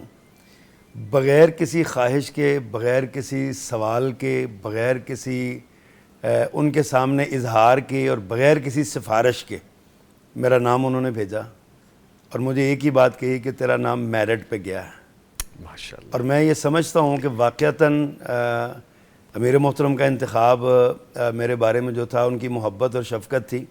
مجھ سے بہت زیادہ بڑے بڑے قابل لوگ بھی ہیں, تو مجھے بہت اچھی طرح یاد ہے, میں ظہر کی نماز کے لیے وضو کر رہا تھا, ایک میٹنگ تھی ہماری, وہاں جانا چاہتا تھا. تو مجھے فون آیا محترم ڈاکٹر حافظ عبدالکریم حفظہ اللہ کا. اس وقت ناظم اعلیٰ تھے اور ہمارے امیر حضرت پروفیسر ساجد میر رحمہ اللہ بیمار تھے ان دنوں میں. تو مجھے بیٹے نے مجھے فون بتایا کہ ڈاکٹر صاحب کا فون ہے. میں نے فون سنا, آدھا وضو کیا ہوا تھا, آدھا کرنے والا تھا, تو میں نے فون سنا. 2 باتیں انہوں نے مجھے کی. ڈاکٹر صاحب حج کیا ہوا ہے؟ میں نے کہا جی نہیں. کہتے ہیں پاسپورٹ ہے؟ میں نے کہا جی ہے. کہتے ہیں پاسپورٹ بھجوا دیں. ماشاءاللہ. تو میں نے وہ پاسپورٹ جو ہے نا, میں نے کہا جی میں بھجوا دیتا ہوں. تو وضو کے بعد میں نے وہ پاسپورٹ بھجوا دیا, اور اس کے بعد پھر میں گم سم ہو گیا. مجھے سمجھ نہیں آ رہی تھی کہ میں اظہار کیسے کروں اس کا. خوشی, ایسی خوشی تھی بس آنسو نکل رہے تھے. پھر وہ مسجد میں گیا, 2 نفل پڑھے, ماشاءاللہ. بتایا نہیں کسی کو, ماشاءاللہ. خاموش رہا. حتیٰ کہ وہ دن آ گئے جب فلائٹیں جا رہی تھیں اور ہمارا کوئی پتہ بھی نہیں تھا. تو پھر میں نے میرے محترم سے, اس وقت تک ہمارے بزرگ اللہ کے پاس جا چکے تھے, محترم حافظ صاحب سے میں نے عرض کیا کہ جی وہ آپ نے ایک ہمیں امید دلائی تھی, اس کے بعد کوئی ہمیں کوئی آیا نہیں. کہتے ہیں میری بات کرواؤ. انہوں نے پھر بات کی وہاں پہ, تو وہاں سے پیغام ملا کہ جی 28 تاریخ کو, 28 مئی کو, آج 23 مئی ہے, 28 مئی کو جو ہے نا پچھلے سال ہماری روانگی کا انہوں نے بتایا. اسپیشل لوگوں نے اسپیشل ڈیز میں جانا. ہاں جی ہاں جی ہاں جی. ماشاءاللہ. ماشاءاللہ. تو اس حساب سے میں دیکھتا ہوں, تو میں نے عرض کیا کہ یہ وہ احساسات ہیں جو صرف احساسات ہیں, محسوسات ہیں. ان کو بیان نہ دنیا کو کوئی ادیب کر سکتا ہے, نہ خطیب بیان کر سکتا ہے, کوئی ادیب لکھ نہیں سکتا. یقین. بس یہ احساسات ہیں. اور پھر آپ نے کہا کہ وہاں پہ ابھی محترم احمد صاحب بتا رہے تھے, یہ تو ہمارے محسن کی اولاد ہیں, محسن ہیں ہمارے, اللہ ان کو سلامت رکھے, عافیت والی زندگی دے. آمین. مجھے میرے محترم نے جانے سے پہلے ایک بار کہنے نے کہا 2 چیزوں کا خیال رکھنا میرے لیے. میں نے کہا جی حکم کیجئے. میرے لیے دعا کرنی ہے. اچھا, اس سے پہلے ایک بار میں عمرے پہ گیا, میرے محترم نے بھیجا تھا اس وقت نا مجھے کہتے ہیں میرے لیے دعا کرنی ہے. میں گیا اور میں نے پرٹیکولر جگہ ڈھونڈی کہ کون سی جگہ سب سے اچھی ہو سکتی ہے جہاں میں اپنے امیر کے لیے دعا کروں. تو مجھے حتیم میں بیٹھنے کا موقع ملا. ماشاءاللہ. اور اس وقت تقریباً میں آدھا گھنٹہ بیٹھا. میں حیران ہوں, مجھے کسی نے اٹھایا ہی نہیں. بالکل شازریم کے ساتھ, بیت اللہ کی دیوار کے ساتھ میں حتیم کے اندر بیٹھا, نفل بھی پڑھتا رہا. اور میں نے اپنے امیر محترم کے لیے بڑی دعائیں مانگی. اس وقت جو میں کر سکتا تھا نا, یہ اخلاص کے, آج وہ نہیں ہے اس لیے میں بیان کر رہا ہوں, مجھے کرنا چاہیے. میں نے ان کے لیے دعا کی. تو بعد میں جب واپس اور بھی کئی مقامات پہ دعا کی, تو میں نے خوشی سے بتایا کہ میں نے حتیم میں آپ کے لیے دعا کی ہے. کہتے ہیں وہ تو ٹھیک ہے مگر ہر جگہ پہ کرنی تھی. ان کو اتنا شوق تھا, وہ کہتے ہیں ہر جگہ پہ کرنی تھی. اور وہ کہا کرتے تھے میرے لیے دعا یہ کرنی ہے, اللہ مجھے مخلصین میں شامل فرمائے اور مخلصین میں شامل فرمائے. ماشاءاللہ. یہ 2 باتیں جو ہے نا وہ بڑی خوبصورت کیا کرتے تھے. بہرحال یہ احساسات ہیں جن کو ہم. براڑ صاحب نے جو ابھی دعا کی قبولیت کے حوالے سے بات کی نا, تو میں اپنا ایک مومنٹ شیئر کروں گا. دعا کی جب قبولیت ہوتی ہے نا, جو کیفیت آپ پہ اترتی ہے. آج سے 2 سال پہلے میں ایسی حج ٹرانسمیشن کر رہا تھا, تو میں مفتی صاحب ہم سارے آپس میں باتیں کر رہے تھے. تو میرے دل کی کیفیت یہ ایسی تھی کہ ہم بھی, جس آپ ابھی ٹرانسمیشن دیکھ رہے ہیں, ہماری ٹیم یہاں پہ بیٹھی ہے, لوگ دنیا بھر میں ہمیں دیکھ رہے ہیں, سن رہے ہیں, تو میرے دل میں بھی کیفیت تھی کہ پہنچ جائیں کسی نہ کسی طرح وہاں پہ. اور میں نے دل میں ایک دعا کی چپکے سے خود سے ہی, کیونکہ اللہ تعالیٰ تو وہ سنتے ہیں. اور یقین کیجئے with in a few moments شیخ عابد صاحب کی گفتگو آتی ہے, اللہ تعالیٰ ان کو زندگی سے دے. کال پہ مجھے کہتے ہیں کہ جی آپ انشاءاللہ اس سال عمرے پہ جائیں گے اور آپ کو میری طرف سے یہ گفٹ ہوگا. تو آپ یقین کیجئے براڑ صاحب, احمد میر صاحب, قیوم صاحب اور ڈاکٹر صاحب, میرے لیے وہ مومنٹ ایسا تھا کہ جب اللہ تعالیٰ کہتا ہے کہ تم مانگو تو صحیح مجھ سے, اور میں تمہیں دیکھو کس طرح سے عطا کرتا ہوں. اور مجھے کوئی وقت نہیں لگا, میں نے جو دعا مانگی وہ اسی وقت قبول ہوئی. اور میں معذرت کے ساتھ بالکل سیم یہی کیفیت. میں نا پہلی بار 2012 میں اللہ نے مجھے عمرے کی سعادت دی. 2017 آ گیا تو میں نا اپنے آفس میں بیٹھا تھا گجرانوالا, یہ LCD لگی ہوئی تھی اسی طرح, اور وہ زوم اس کا نا بیت اللہ کا آیا, تلاوت ہو رہی تھی. جی جی. تو میرے نا ایسے آنکھوں میں آنسو آ گئے. یہ رات عشاء کی نماز کے بعد کا وقت ہے.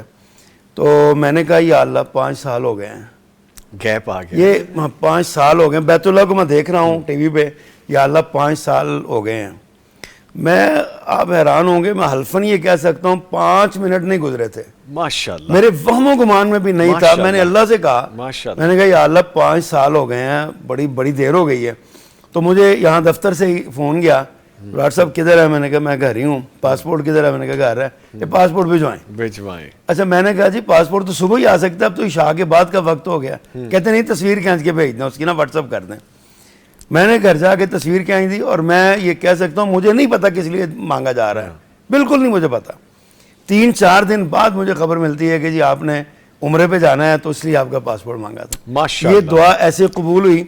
मैंने सिर्फ ये जुमला कहा, या अल्लाह 5 साल हो गए हैं और अल्लाह ने 5 मिनट नहीं पूरे करने दिए। ये इस 5 साल पे ना मैंने एक बात डॉक्टर साहब से पूछनी, मुफ्ती साहब से, वो हदीस भी है ना 5 साल वाली, तो मैं आऊँगा आपकी तरफ दोबारा। एक बात मेरे ज़हन में रुक गई है, अल्लाह ताला जन्नतों में घर दें प्रोफेसर साहब को, मेरे मोहतरम को।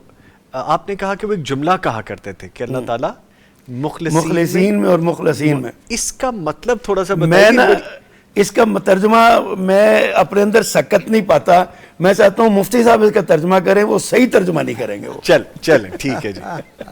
क्यों नहीं मुफ्ती साहब? मुफ्ती साहब अल्लाह अकबर। मुखलिस कहते हैं कि जो इखलास का खुद इजहार करता है कि अल्लाह मैं तेरी इबादत पूरे मुखलस इखलास के साथ कर रहा हूँ। और मुखलस उसको कहते हैं कि जिसको अल्लाह मुंतखब कर ले, अल्लाह चुन ले कि वाकई ये मेरा बंदा मुखलस हो चुका है। मेरा ख्याल है कि मेरी समझ के मुताबिक तो मतलब यही है कि मुखलिस में बंदा कोशिश कर रहा होता है कि अल्लाह मैं तेरी इखलास के साथ इबादत कर रहा हूँ। और मुखलिस वो है कि जिसको अल्लाह भी कह दे कि ठीक है मेरा बंदा वाकई मेरा है। ठीक है। 5 साल वाली हदीस के हवाले से भी बात हो जाए। अल्लाह के नबी सल्लल्लाहु अलैहि वसल्लम फरमाते हैं कि वो रब्बुल आलमीन फरमाते हैं, इन अब्दन इज़ा असहहतु लहू बदनहू व औसअतु लहू फी रिज़्क़िही सुम्मा लम यफिद इलैया फी अर्बअत, और एक रिवायत में खमसत अवाम ला महरूम हो, कि जिस बंदे को मैंने रिज़्क़ में भी वुसअत दी हो और सेहत और तंदुरुस्ती से भी नवाजा हो और फिर वो 4 साल में या 5 साल में मेरे घर हाज़िरी नहीं देता तो वो तो महरूम शख्स है। अल्लाह तो इसलिए कोशिश करते रहना चाहिए अल्लाह से, जैसे वो दुआ ही करते रहना चाहिए तो किसी वक्त भी कबूलियत हो जाती है। तो हमारे लिए भी दुआ कर दें, अपने लिए अल्लाह ताला हम सबको अपने घर की ज़ियारत नसीब करे। आमीन। बार ले जाए। इतने प्यारे सारे भाई मौजूद हैं, किसी की तो दुआ कबूल होगी ना, हमें भी लग जाएंगी। ठीक है।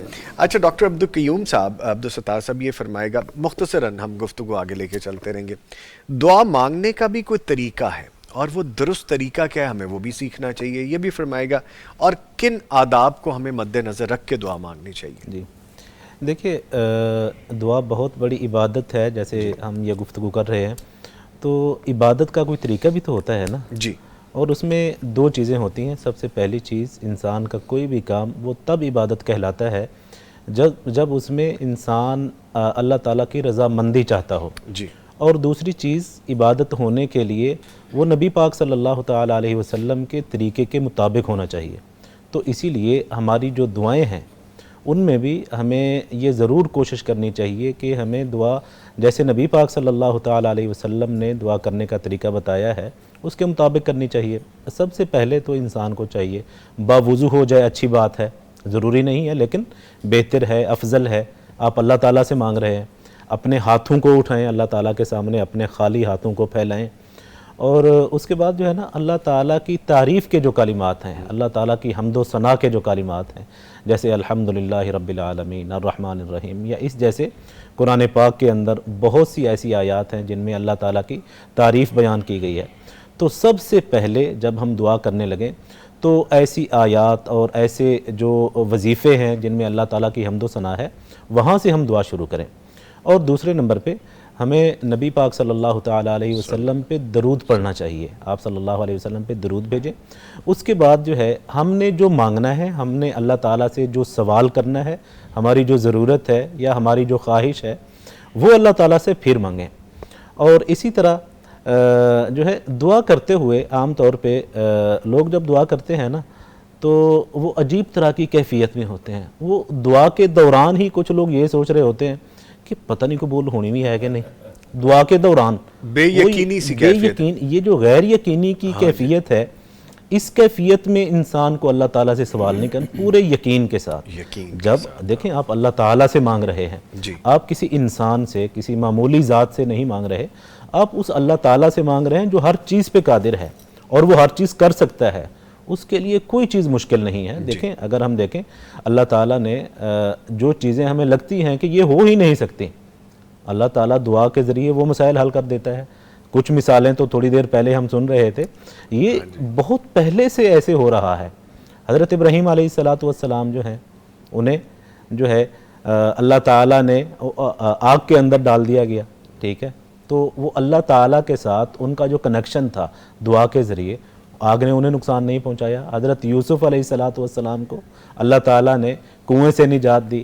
اسی طرح جو حضرت یونس تھے, اللہ تعالیٰ نے انہیں جو ہے مچھلی کے پیٹ, کوئی تصور کر سکتا ہے کہ ایک انسان وہ جو مچھلی سمندر میں رہتی ہے, جو پانی میں رہتی ہے, اس کے پیٹ سے کوئی انسان زندہ واپس آ سکتا, کوئی تصور کر سکتا ہے؟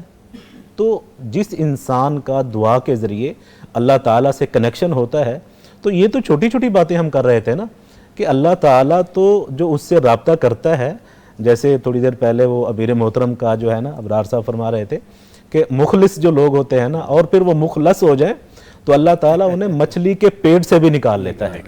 تو ہمیں دعا کرتے ہوئے یہ جو غیر یقینی کی کیفیت ہے, اس میں مبتلا نہیں ہونا چاہیے.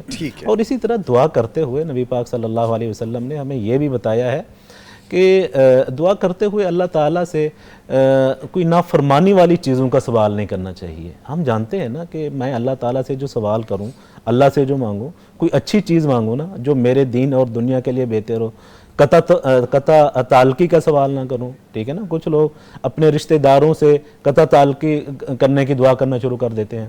تو نبی پاک صلی اللہ علیہ وسلم نے ایسی دعاؤں سے, گناہ والی دعاؤں سے, قطع تعلقی والی دعاؤں سے, رشتوں کو توڑنے والی دعاؤں سے آپ صلی اللہ علیہ وسلم نے منع فرما دیا ہے.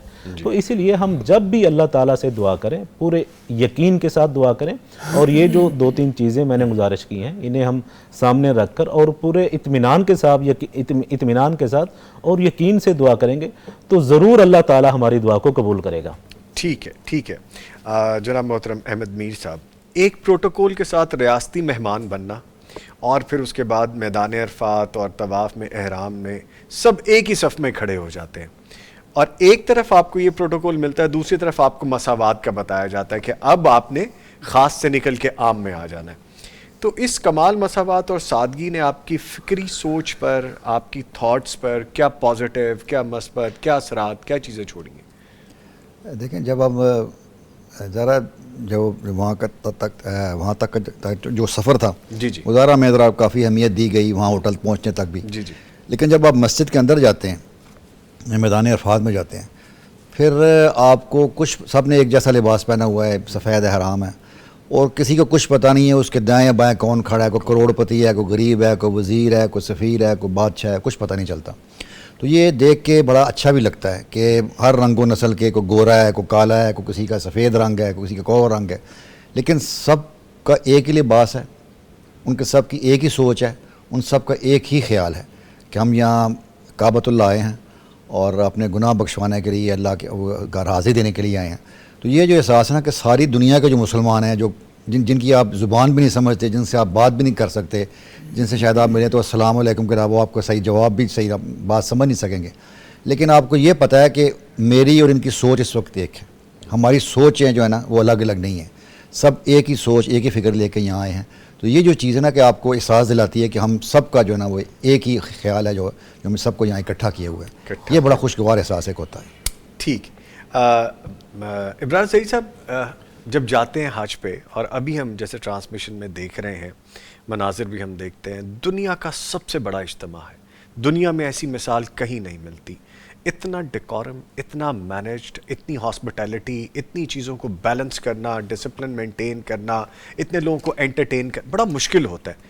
جب آپ ان انتظامات کو دیکھتے ہیں, خاص طور پہ سعودی عربیہ کی ان ساری چیزوں کو جو وہ لائن اپ کرتے ہیں, مختلف رنگ و نسل سے لوگ آ رہے ہیں, ان کا رہن سہن, کھانا پینا, اٹھنا بیٹھنا, بولنا چالنا ڈفرینٹ ہے, آپ کو مینجمنٹ, خدمات وہاں پہ آرگنائز کرنا وہ کیسا نظر آتا ہے پھر؟ دیکھیے, مجھے جو گزشتہ سال میں تجربہ ہوا نا حج کے دنوں میں منا سے طواف افاضہ کے لیے آتے ہوئے, وہاں کی جو کارکنان تھے نا ان کی ہاسپٹیلٹی جو تھی نا, اس نے مجھے بہت متاثر کیا. وہ ایسے ٹریٹ کر رہے تھے ہم سے جیسے ہم ان کے بڑے کو بچھڑے ہوئے دوست ہیں, بھائی ہیں. بڑی دیر بعد ملے ہیں, ہمیں ان کا بس نہیں چلتا, ورنہ ہمیں جپیاں ڈالتے, وہ ہمارے اوپر پانی پھینکتے تھے, خوش ہوتے تھے, بڑے ہی خوش ہوتے تھے.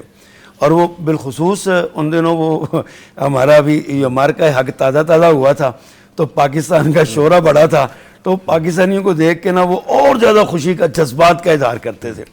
تو میں سمجھتا ہوں کہ اللہ تعالیٰ کا انعام ہے, سعودی عرب کے موجودہ حکمران جو ہیں, یہ اللہ نے ان کے ذمے یہ کام لگایا ہے حجاج کی خدمت کا, اور سچی بات یہ ہے کہ انہوں نے اس کا حق بھی ادا کیا ہے.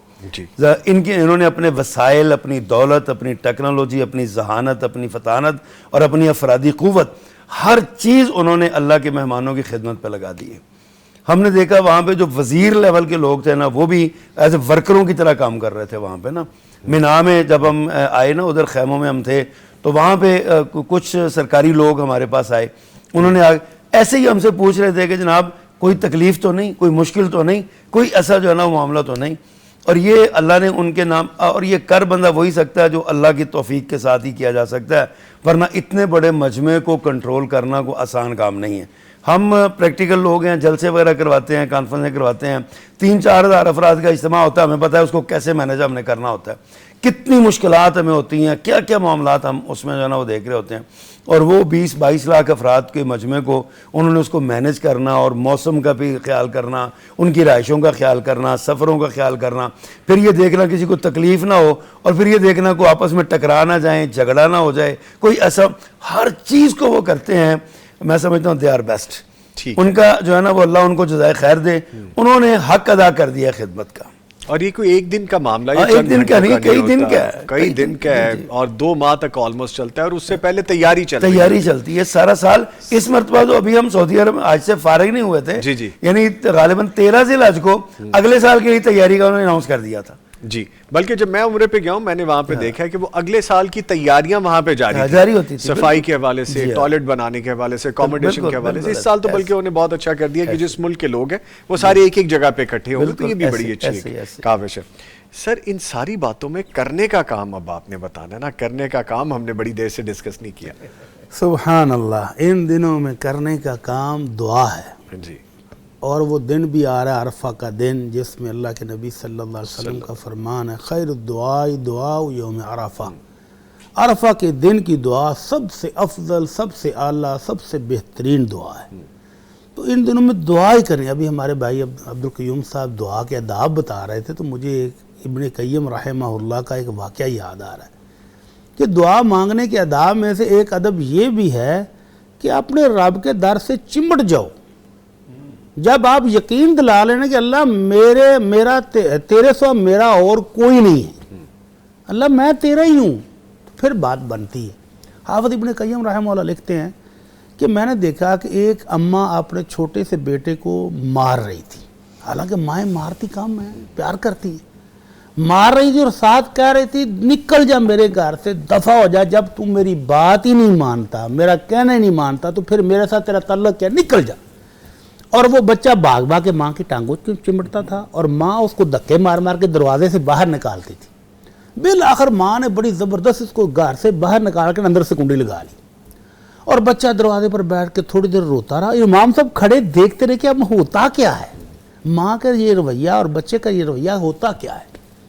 بچہ تھوڑی دیر رویا, رونے کے بعد دریز کے اوپر ہی سر رکھ کے سو گیا. اب اندر ماں بھی تڑپی کہ نکاح سے آیا چھوٹا سا منا, مار کھا کے گیا کہاں ہے. ماں بھی دیوانہ وار دروازہ کھول کے دیکھتی, سویا ہوا. اوے, ماں کی چیخ نکلی, ماں نے اٹھایا, چمٹایا, منہ چوما, اور ساتھ جو لفظ کہے نا وہ ابن قیم کے دل میں چبھ گئے. کہتی وہ نکمیا, جب تجھے پتا ہے کہ میرے سوا تیرا ہے بھی کوئی نہیں تو تنگ کیوں کرتا ہے. حافظ ابن قیم رحمہ اللہ کہتے ہیں, یہاں پر لکھتے ہیں کہ جو بندہ اپنے رب کے در پر آ کر بیٹھ جائے اور اپنے رب کو وہی مخلص اور مخلص والا معاملہ ایک دفعہ اظہار کر دے کہ اللہ میرا تیرے علاوہ کوئی نہیں ہے, تیرے در پر ہی ہے میرا, تو پھر وہ اللہ کہتا اب تو مانگ, تو پھر میری عنایات دیکھ. تو دعا کے اداب میں سے ایک ادب یہی ہے کہ اس کے چمٹ کر مانگا جائے, خوب مانگا جائے. اور ان دنوں میں کرنے کا کام بھی یہی ہے کہ دعا کریں, اور اللہ کے نبی صلی اللہ علیہ وسلم فرماتے ہیں کہ افضل ما قلت انا والنبیون من قبلی، عرفہ کے دن کی دعا سب سے افضل ہے، اور عرفہ کے دن میں نے اور میرے سے پہلے نبیوں نے بھی جو دعا کی ہے وہ دعا یہ ہے. ابھی میں آپ کو دعا کے الفاظ سنانے لگا ہوں، پھر میں آپ سے ترجمہ کر کے پوچھوں گا کہ اس میں دعا کدھر ہے. جی. اللہ کے نبی صلی اللہ علیہ وسلم فرماتے ہیں بہترین دعا عرفہ کی دعا ہے، اور مجھ سے پہلے اور میں نے بھی سب نبیوں نے یہی دعا کی ہے. لا الہ الا اللہ وحدہ لا شریک لہ لہ الملک ولہ الحمد وہو علی کل شیء قدیر. اب اس کا ترجمہ یہ ہے کہ اللہ تو اکیلا ہے، تیرا کوئی پارٹنر نہیں ہے، ساری بادشاہی تیری ہے، ساری تعریفیں تیری ہیں، اور تو ہر چیز پر قادر ہے. اس میں دعا کدھر ہے؟ یہ تو اللہ تعالیٰ کی حمد و ثنا ہے ساری. ہائے ہائے. اس پر پھر مجھے ایک واقعہ یاد آ گیا. ساہیوال کے ہمارے ایک بزرگ تھے، عمرے کے لیے گئے، کہتے طواف کے دوران جب ساری قومیں، ہر جنس کا، ہر نسل کا بندہ، کوئی رو رہا ہے، کوئی گڑ گڑا رہا ہے، کوئی دعائیں پڑھ رہا ہے، کوئی تلاوت کر رہا ہے، تو ہم اپنے ہی خیالات میں مگن چکر کاٹ رہے تھے، تو اچانک پیچھے سے نا ایک پنجابی میں آواز آئی. اچھا. پنجابی میں کوئی بندہ دعا کر رہا تھا. کہتے جب پنجابی کانوں سے ٹکرائی نا تو ایک دم میں نے مڑ کے بھی دیکھا کہ یہ ساڈا کوئی پاکستانی پرا لگتا ہے. تو وہ دیکھا کہ ایک بابا جی تھے، پگڑی باندھی ہوئی، یعنی عام طواف کر رہے تھے، حج عمرے سے فارغ ہو چکے تھے. تو ایسے بیت اللہ پر نظریں ٹکائے کہ پنجابی میں کہہ رہے ہیں ربا تینوں پتا ہے کہ میں ڈیرے دار بندہ ہاں، تے میرے ڈیرے تے اج تک جیڑا بھی آیا نا میں کدی خالی نہیں ہوں جان دیتا، تے آج تیرے ڈیرے تے فقیر آ گیا، کون تیری مرضی جو مرضی کر رہا ہے. اللہ اکبر. تو یہ دعا کا مفہوم یہی ہے کہ بندہ کہتا ہے اللہ تو وحدہ لا شریک ہے، سارے خزانوں کا مالک ہے، ساری کائنات تیری. اللہ میں بھی تیرا ہوں، گناہ گار ہوں، تیرے در پر آ گیا ہوں، اب تو اپنی رحمت، اپنی عنایات، اپنے خزانوں کے حساب سے جو دینا دے دے. تو یہ بندہ مانگتا کیا ہے کہ اس مانگت کے اندر چھوڑا ہی کچھ نہیں. جب اللہ کے سپرد کر دیا ہے تو وہ مالک اپنے خزانوں کے حساب سے نوازے گا نا. عام بندے سے مانگو وہ 10 روپے دیتا ہے، تھوڑا سا امیر ہو وہ 100 روپے دے دے گا، جس کی دولت زیادہ وہ 1000 روپے دے دے گا. اور اگر کسی بادشاہ سے مانگا جائے تو وہ اپنے حساب سے سونے چاندی دے گا. اور جب شہنشاہ کائنات سے مانگا جائے تو پھر وہ اپنے حساب سے نوازتا ہے. وہ اپنی شان کے اس لیے ان دنوں میں یہ کلمات لا الہ الا اللہ وحدہ لا شریک لہ لہ الملک ولہ الحمد، بعض روایتوں میں یحیی و یمیت کے لفظ بھی ہیں، وہو علی کل شیء قدیر، یہ کلمات زیادہ زیادہ پڑھنے چاہیے. اللہ مجھے بھی اور آپ کو بھی توفیق دے. آمین آمین آمین. اچھا محترم احمد میر صاحب یہ فرمائے گا، حج کے دوران جو دعا مانگتے ہیں اس وقت تو ایک عجیب سا روحانی سکون ہوتا ہے، قلبی سکون مل رہا ہوتا ہے، جو آپ نے بھی محسوس کیا ہوگا جب ہم وہاں سامنے ہوتے ہیں، دو بدو ہوتے ہیں. لیکن آج کے اس اتنے پروفیشنل دور میں، مشینی دور ہے، تیز رفتاری ہے، ہر بندہ کہیں نہ کہیں بھاگ رہا ہے، تو اس مادی زندگی میں اس سکون کو، اس کیفیت کو کیسے برقرار رکھا جا سکتا ہے؟ ممکن ہے یا کوئی ایسی چیز ہے جو تھوڑی بہت کوشش کرتا رہے بندہ تو تھوڑا تھوڑا کر کے سکون تو اندر اترتا رہے؟ میں پہلے تو بات کروں گا تھوڑی سی وہ جو انتظامات کے حوالے سے ابرار زئی صاحب کر رہے تھے. جی. وہ واقعی وہاں دیکھ کے جا کے احساس ہوتا ہے کہ جو کام سعودی عرب کی حکومت لوگ کر رہے ہیں نا، جی وہ کوئی آسان کام نہیں ہے. وہ بعض تو دفعہ تو یہ لگتا ہے کہ یہ انسانوں کا نہیں جنوں کا کام ہے یہ. حالانکہ عام طور پہ ہمارے ذہن میں یہ ہے کہ عرب حضرات جو ہیں وہ زیادہ کام کرنا پسند نہیں کرتے، سہل پسند ہے، بالکل آرام پسند ہے. لیکن جو کم از کم میں نے دیکھا ہے، باقی دوستوں نے بھی دیکھا ہوگا کہ وہ بہت چھوٹے چھوٹے کام بھی ہیں نا، وہ بھاگ بھاگ کے ہمارے کر رہے تھے، اور تقریباً آپ کہہ لیں کہ 24 گھنٹے وہ حاضر رہتے تھے. کوئی نہ کوئی گروپ جو ہے وہ پوچھتا رہتا تھا، آتا رہتا تھا، ہوٹل میں، عرفات میں، مینا میں، جہاں بھی ہم تھے وہ آگے پیچھے رہتے تھے. بس وہ کوئی گائیڈنس ہمیں چاہیے، کوئی مسئلہ ہے، کوئی حل چاہیے، کوئی بات ہے، آپ بس ہمیں بتائیں بس. تو واقعی جس طرح باقی لوگوں کو بھی کرتے ہیں، اتنا بڑے مجمع کو سنبھالتے ہیں وہ، پھر وہ انہیں جو بڑے بڑے پل بنا دیے ہیں اس میں وہ جمرات میں کنکریاں مارنے کے لیے، وہ دیکھ کے حیرت ہوتی ہے. وہاں تو میں کہہ رہا تھا کہ وہاں تو لگتا ہے موٹر ریسنگ ہو سکتی ہے، اتنے بڑے چوڑے پل ہیں وہ. ہاں کھلے ہیں بہت. جی یہ بہت اچھے انتظامات کرتے ہیں، یہ واقعی بہت قابل تعریف بات ہے. جگہ ایکسپینڈ کرتے ہاں جی بالکل مسجد جیسے اب بڑی کرتے جا رہے ہیں وہ، تو اتنے لاکھ نمازیوں، پھر وہ اندر باہر آنے کا راستہ جو ہے بالکل الگ رکھا ہوا انہوں نے. جی جس راستے سے باہر آنا ہے وہاں وہ کسی کو بیٹھنے نہیں دیتے. یہ بظاہر تو بات بڑی عجیب لگتی ہے، کئی دفعہ لوگ غصہ بھی کرتے ہیں کہ یہاں بیٹھنے کو نہیں دے رہے، لیکن وہ اس وجہ سے اگر اچانک باہر نکلنا پڑے تو وہ راستہ وہ خالی رہتا ہے, وہ بھگدڑ نہیں مچتی پھر وہاں. ان تجربوں سے کافی ان لوگوں نے سیکھا اور بڑا اچھا کام کر رہے ہیں. ٹھیک ہے. اور جو سوال تھا آپ کا یہ تھا کہ اس موجودہ مادی دور میں ہم اپنا سکون کیسے حاصل کر سکتے ہیں. تو دیکھیں, بحیثیت انسان آپ پر پریشر آتے رہتے ہیں, اونچ نیچ ہوتی رہتی ہے, کوئی دن بہت اچھا ہوتا ہے, کوئی برا ہوتا ہے, کوئی درمیانہ ہوتا ہے. تو حل اس کا یہی ہے. تو ویسے یہاں ماشاءاللہ بڑے مفتیان بیٹھے ہوئے ہیں, میں کوئی اس طرح بات نہیں کر سکتا, لیکن وہ جیسے صحابہ نے کہا تھا ایک دفعہ نبی کریم صلی اللہ علیہ وسلم کی مجلس میں آ کے کہ ہم بعض دفعہ جب آپ کی مجلس میں بیٹھتے ہیں تو ہمارے ایمان کی اور حالت ہوتی ہے, جب باہر جاتے ہیں تو ایمان ہمیں کمی جو ہے وہ محسوس ہوتی ہے. تو آپ نے فرمایا تھا کہ یہ ایمان ہے وہ گھٹتا بڑھتا رہتا ہے. تو وہاں تو ظاہر ہے وہاں اس مسجد میں, اس ماحول میں, مدینہ میں بالکل آپ ایک اور ماحول میں ہوتے ہیں, بالکل آپ کی اور کیفیت اثرات آپ کے ہوتے ہیں. تو وہاں تو ایمان کا بہت اچھا درجہ ہوتا ہے. لیکن عام زندگی میں ظاہر ہے وہ نہیں رہ سکتا, کم از کم میرے جیسے انسان کا ایسے ہی آپ کو مختلف لوگ ملتے ہیں, کاروبار ہے, نوکری ہے, مختلف پریشر ہے, آنا جانا ہے کچھ. تو حال اس کا یہی ہے کہ آپ اپنا دھیان جو ہے, فوکس آپ کو, آپ کے ذہن میں یہ ہو کہ یہ سب جو ہے نا یہ عارضی چیزیں ہیں, یہ دنیا کا ایک حصہ ہیں. آپ ہر وقت خوشی بھی نہیں مل سکتی آپ کو, آپ ہر وقت غمزدہ بھی نہیں رہ سکتے. تو درمیان میں رہیں آپ, توازن آپ قائم رکھیں. بہت خوشی ملے, اچھی خبر ملے, پھر بھی اپنے اللہ کو یاد کریں. اگر کوئی اچھی خبر نہیں ملی پھر بھی اپنے اللہ کو یاد کریں. اس طرح بندے کو اپنے آپ کو نا توازن قائم رکھنے میں, بیلنس رکھنے میں بہت آسانی رہتی ہے. اس مشینی دور میں بھی ظاہر ہے توقعات بہت بڑھ گئی ہیں, خواہشات بہت بڑھ گئی ہیں, بعض ضروری ہیں اور بعض اتنی ضروری نہیں ہیں, لیکن اب ضروری بھی کافی ہو گئی ہیں. تو انہیں پورا کرتے ہوئے آپ کو کافی بعض دفعہ جدوجہد کرنی پڑتی ہے. لیکن فوکس آپ کے ذہن میں یہی ہو کہ اگر یہ چیز میرے لیے بہتر ہے, مجھے مل رہی ہے تو اللہ نے مجھے دے دی, اگر نہیں ملی یقین اس میں اللہ کی کوئی بہتری ہوگی. تو یہ چیز آپ کو سنبھلنے میں, سوچ میں آپ کافی توازن پیدا کرتے تھے. اور جس طرح آپ فرما رہے ہیں, یہ آپ کو اللہ تعالیٰ کی بڑی بلیسنگ فیل ہوتی ہے کہ زندگی صرف ایک جیسی گزارنے کا نام زندگی نہیں ہے. کبھی اس میں خوشی ہے, کبھی اس میں دکھ ہے, کبھی اس میں راحت ہے, کبھی اس میں آرام ہے, کبھی اس میں تگ و دو ہے. تو اسی طرح ایمان کی منزلیں جیسے گھٹتی بڑھتی رہتی ہیں, یہ اللہ تعالیٰ کی ہم پہ بلیسنگ ہے.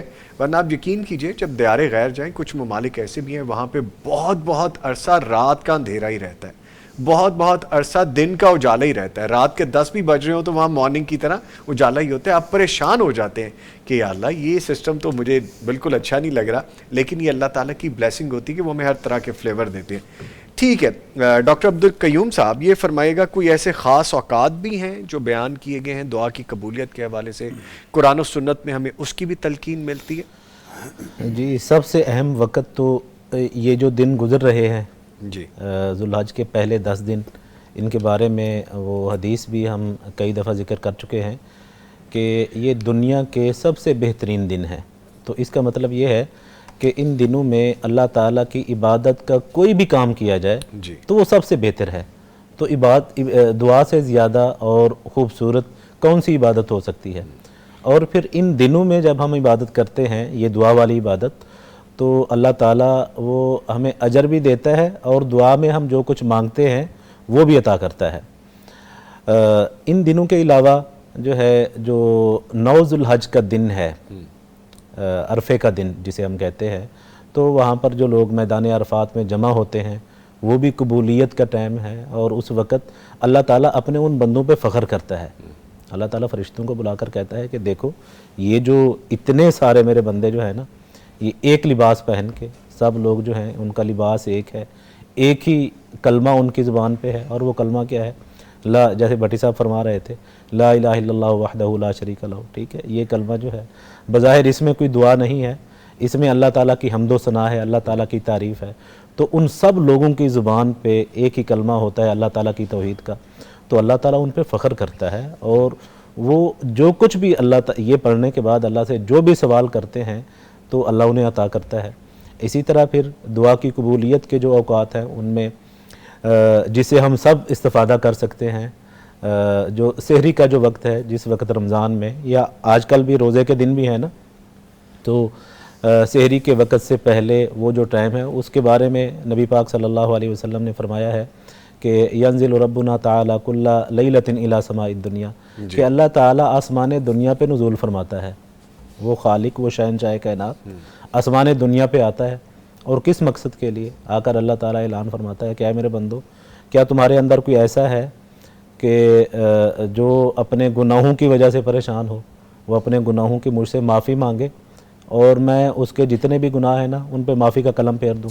اے میرے بندو، کیا تمہارے اندر کوئی ایسا بھی ہے جو مالی مشکلات کا شکار ہو، معاشی طور پہ تنگ ہو، تنگ دستی کا اسے سامنا ہو، تو وہ مجھ سے رزق کا سوال کرے، میں اسے اس کی توقع سے بڑھ کے اور ایسی جگہوں سے اسے رزق دوں گا جہاں جو چیزیں اس کے وہم و گمان میں بھی نہیں ہوں گی۔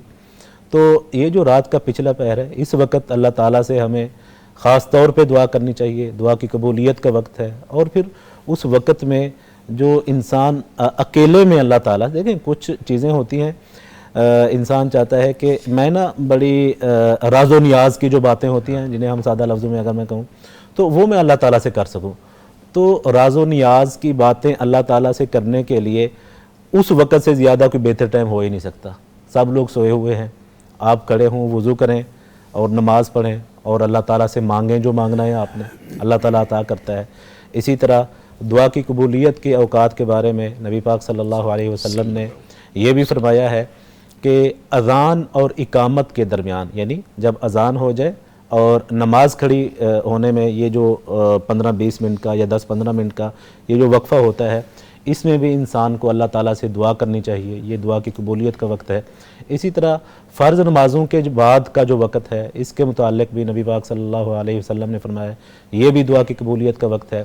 اور پھر نبی علیہ الصلوۃ والسلام نے ہمیں یہ بھی بتلایا ہے کہ جب بارش برس رہی ہو اس وقت بھی اللہ تعالیٰ سے دعا کرنی چاہیے، وہ بھی دعا کی قبولیت کا وقت ہے۔ اچھا، یہ کچھ اوقات تو اللہ تعالیٰ نے ہمیں بتا دیے ہیں، اب اس کا یہ مطلب نہیں ہے کہ ان اوقات میں ہی دعا کرنی ہے، ان کے علاوہ دعا آپ اللہ تعالیٰ سے جب آپ کو ضرورت ہو، جب آپ کا دل چاہے، آپ ہمیشہ ہر وقت اللہ تعالیٰ سے دعا بھی کر سکتے ہیں۔ یہ کچھ خاص اوقات نبی پاک صلی اللہ علیہ وسلم نے بتا دیے ہیں کہ ان میں خاص طور پہ دعا کرنی چاہیے، اور عمومی دعائیں ہم جب بھی اللہ تعالیٰ سے کرنا چاہیں تو کر سکتے ہیں، اس میں کوئی رکاوٹ نہیں ہے۔ ٹھیک ہے۔ اچھا مولانا محمد ابرار ظہیر صاحب، دوران حج مانگی گئی دعاؤں میں اور جو پھر وہاں پہ وعدے کیے جاتے ہیں، وہاں پہ تو کیفیت جیسے ابھی سر بھی فرما رہے تھے اور ہوتی ہے، یہاں پہ آ کے کیفیت کچھ اور ہو جاتی ہے، چینج ہوتے رہتے ہیں معاملات۔ لیکن آپ ایک بزنس پرسن ہیں، آپ ایک جاب کر رہے ہیں، آپ کسی بھی شعبے سے منسلک ہیں، روزمرہ کا لین دین، ملنا جلنا، پھر اس میں ہمیں کتنا محتاط ہو جانا چاہیے؟ وہاں کا عمل، پھر وہاں کی ہوئی دعائیں، ہمارے اوپر اس کا پازیٹیو اثر پھر نظر بھی آنا چاہیے نا، جو دعائیں ہم وہاں پہ مانگ کے آئے ہیں، جو عمال کر کے آئے ہیں، اس بارے میں فرمائیے گا۔ لیکن جی، انسان کی کیفیت ہمیشہ ایک سی رہتی نہیں ہے۔ محترم محمد صاحب نے جو حدیث کی طرف اشارہ کیا، صحابہ کرام نے بھی اس بات کا اظہار کیا کہ جی آپ کے پاس ہوتے ہیں کیفیت اور ہوتی ہے، وہاں چلے جاتے ہیں کیفیت اور ہو جاتی ہے۔ تو میں سمجھتا ہوں ایسا انسانی فطرت اللہ تعالیٰ نے ایسی بنائی ہے، اس میں نا تغیر تبدل ہوتا رہتا ہے۔ انسان کا کام ہے کوشش کرنا۔ ایک بندہ جب ہمارے یہاں عموماً اللہ من شاء اللہ، میں سب کی بات تو نہیں کرتا لیکن جنرلی ہمیں یہ مشاہدے میں آتا ہے کہ جو بندہ ایسی کیفیت سے گزر کے آتا ہے نا، تو پھر وہ سخت بہت ہو جاتا ہے، سخت ہو جاتا ہے، سخت ہو جاتا ہے اس کے نا، ہمارے عام معاشرے میں نا وہ پتہ نہیں حاجی صاحب بن جاتے ہیں نا وہ، ایک تکبر، نیکی کا تکبر اس کے اندر آ جاتا ہے، نیکی کا تکبر آ جاتا ہے اس وقت۔ اللہ من شاء اللہ، میں سب کی بات نہیں کر رہا، جنرلی ہم دیکھتے ہیں، مشاہدہ ہمارا، نیکی کا تکبر جو ہے نا یہ نیکی کو برباد کرتا ہے۔ اور جو بندہ نیکی کے تکبر میں آ جاتا ہے نا، وہ ایک نیکی خراب نہیں کرتا، بہت سی نیکیاں برباد کرتا ہے۔ اس لیے جو آپ نے اشارہ کیا ہے نا، اس میں یہی ہے کہ ہمیں ہر وقت اللہ سبحانہ و تعالیٰ سے اس بات کی پناہ مانگنی چاہیے کہ شیطان کا غلبہ ہمارے اوپر ہو اور ہم اپنی نیکی پر ناز کر سکیں۔ ہمارے ائمہ اسلاف جو تھے نا، وہ بیت اللہ میں جب جاتے تھے، بیت اللہ سے واپس بھی آتے تھے، تو جب جاتے تھے تو اللہ سے یہ دعائیں مانگتے تھے کہ یا اللہ ہمیں خیریت سے وہاں پہنچا دے، اور واپس آ کے دعائیں مانگتے تھے یا اللہ ہمیں اس کی حفاظت کی توفیق عطا فرما۔ جو ہم نے وہاں پہ عبادت کی ہے، نماز پڑھی ہے، میں نے عرض کیا کیفیت بدلتی ہے، یہ لازم نہیں ہے کہ بندہ جو جیسے وہاں صورتحال ہے ویسے یہاں بھی ہو، یہ نہیں ہو سکتا، بدلے گی۔ وہاں بیت اللہ کے اندر اور ہوگی، مطاف کے اندر، مطاف سے باہر نکل جائیں کیفیت اور ہو جائے گی، یہ فطرت ہے انسان، یہ تو پکی بات ہے۔ تو اس لیے اللہ سے یہ جو ابھی دعا کی بات ہو رہی تھی نا، میں سوچ رہا تھا کہ آپ مفتی صاحب فرما رہے تھے دیکھیں اس میں دعا کہاں ہے، اللہ کی صفت ہے۔ میں سوچ رہا تھا کہ اس میں دعا نہیں ہے, اس دعا میں اللہ کو اللہ سے مانگا جا رہا ہے. یعنی اللہ سے بندہ مانگ رہا ہے یا اللہ تو ہی مجھے مل جا. جب وہ مل گیا تو جب کیا وہ رہ مل گیا تو پیچھے؟ سارا کچھ مل گیا. سب کچھ مل تو یہ کیسے ملے گا؟ یہ ایسے ہی ملے گا. اللہ سے یہ سوال کرنا چاہیے. میں نے الحمدللہ میں یہ کہہ سکتا ہوں کہ میں نے اللہ کے رحمت سے, اللہ کے دربار سے میں کبھی مایوس نہیں ہوا. مجھے جو میں نے اللہ سے دعا مانگی ہے نا, میرے رب نے مجھے عطا کیا ہے. دیر سے دے دیا ہے, سویر سے دے دیا ہے, تھوڑی دیر کسی اور انداز میں دے دیا, ملا ہے مجھے. اور کچھ نہ ہو, میری دعا سے اللہ نے میرا دل مطمئن کر دیا.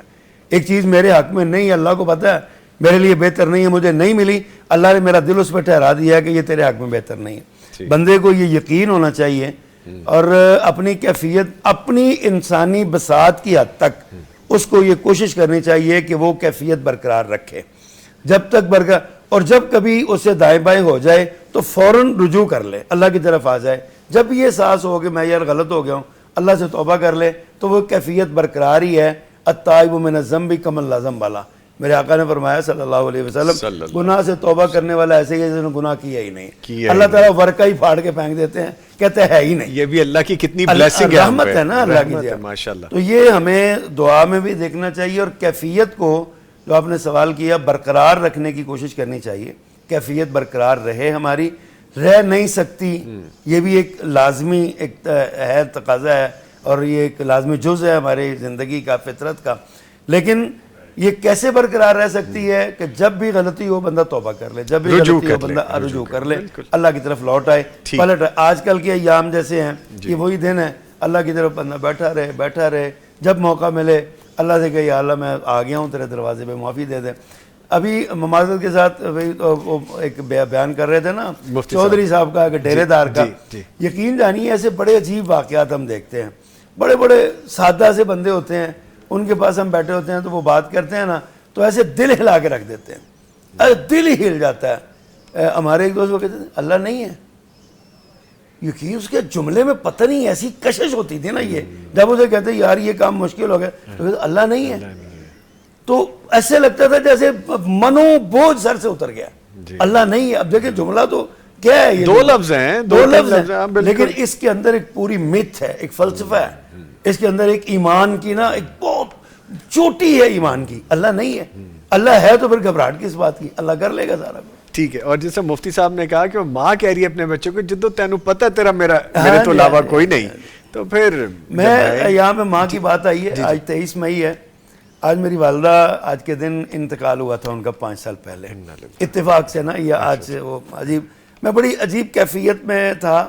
مئی کے مہینے میں ہی میرے بڑے بھائی 2 دن پہلے اللہ کو پیارے ہو گئے, اور مئی کے مہینے میں ہی 23 مئی کو جو ہے نا وہ ہماری والدہ کا انتقال ہوا تھا سن 2021 میں. میں اپنی والدہ کے پاس جب بیٹھا کرتا تھا نا, تو میری عادت تھی ان کے ساتھ دوستانہ تھا ہمارا بڑا. ہم ان کو نا بیماری کے ایام میں نا ہم ان کو کبھی کبھی چھیڑا کہ ان کے نا پاؤں میں گدگدی کرتے تھے. جب ان کو گدگدی کرتے تو ڈاکٹر نے ہمیں کہا تھا کہ فالج کی کچھ کیفیت تھی, گدگدی کرو گے تو اگر جب تک محسوس کرتے رہیں گے تو یہ کچھ نفسیات کا معاملہ ہوتا ہے.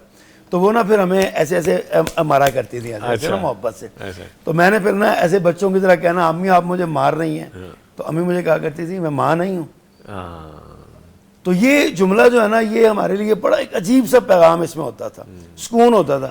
مجھے یاد ہے کہ چند دن پہلے, وفات سے چند ماہ پہلے, اسی طرح میں والدہ کے ساتھ بیٹھا ہوا تھا, تو مجھے کہتی ہیں مولوی صاحب میں تیرے راضی ہوں. ماشاءاللہ. اور یقین جانیے میری سسکی نکل گئی. ماشاءاللہ. میں نے نا ہاتھ پکڑ کے چوما, اور میں نے کہا ماں جی اللہ سے بھی جا کے کہہ دینا. ماشاءاللہ. تو یہ جو ہے نا یہ بھی دعاؤں کی, آج ہمیں جو عزت ملی ہے, جو وقار ہے, یہ سب ہماری ماں کی دعاؤں کا نتیجہ ہے. انہوں نے دعائیں کی ہیں. ماؤں کو دعا کرنی چاہیے بچوں کے لیے, بچوں کو دعا کرنی چاہیے ماں کے لیے, دعائیں مانگتے رہنا چاہیے. لے جی, اس خوبصورت محفل کو سجائے رکھیں گے.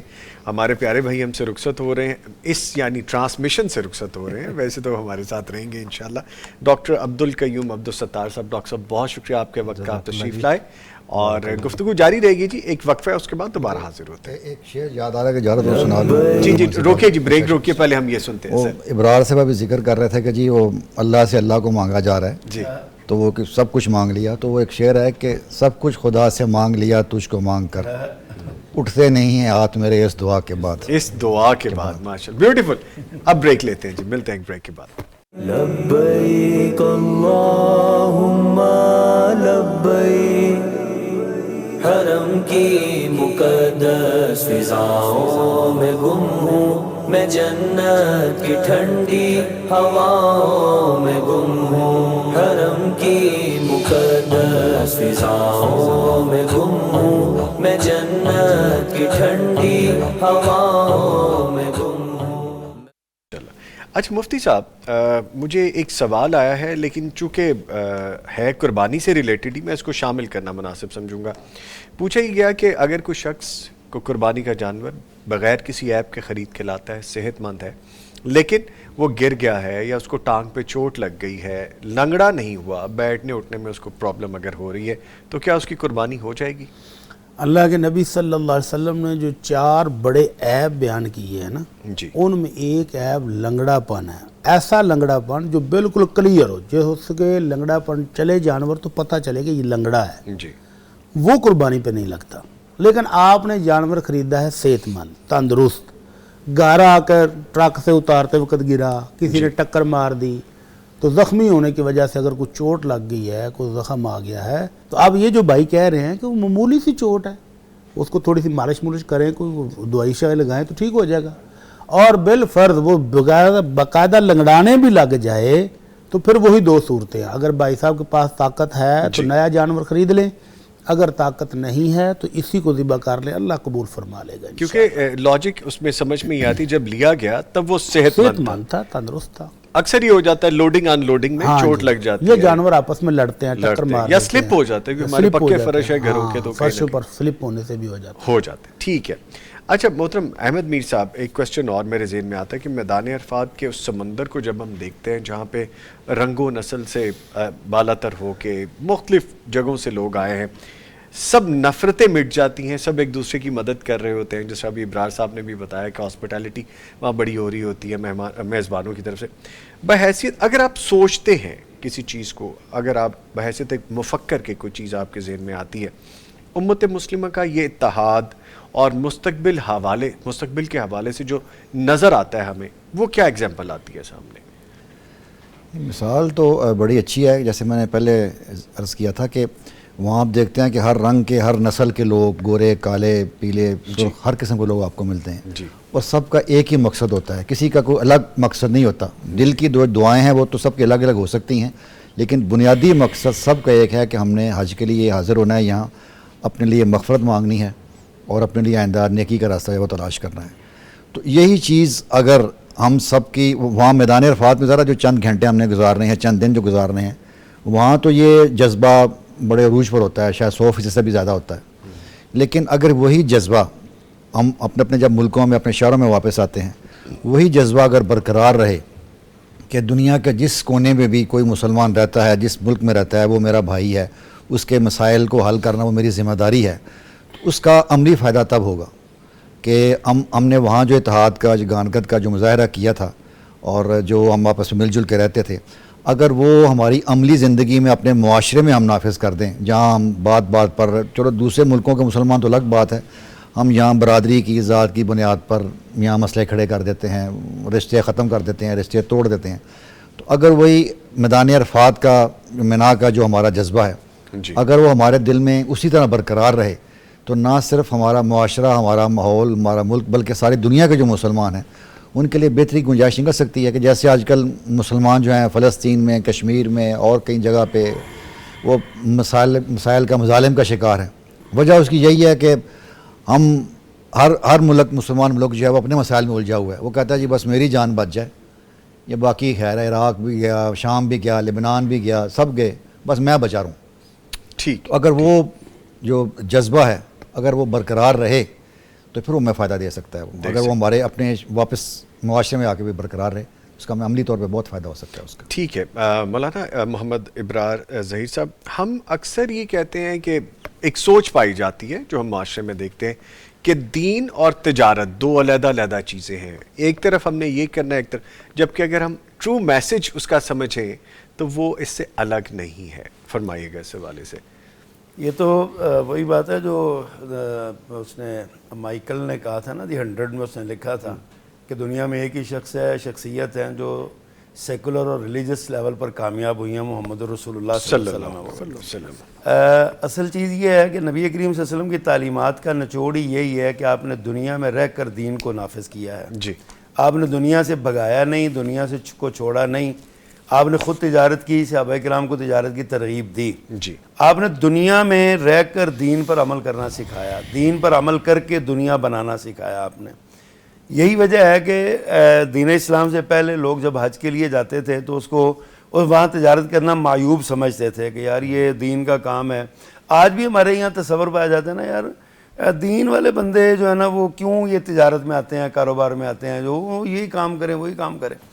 ایسا معاملہ نہیں ہے. یہ الگ الگ دو پورشن ضرور ہیں لیکن دونوں ریلیٹڈ ہیں آپس میں, الگ نہیں ہو سکتے. یہ ٹھیک ہے. جیسے گاڑی کے دو پہیے ہوتے ہیں نا, ایک پہیے کے ساتھ گاڑی چل نہیں سکتی, اس طرح یہ دو پہیے ہیں گاڑی کے نا.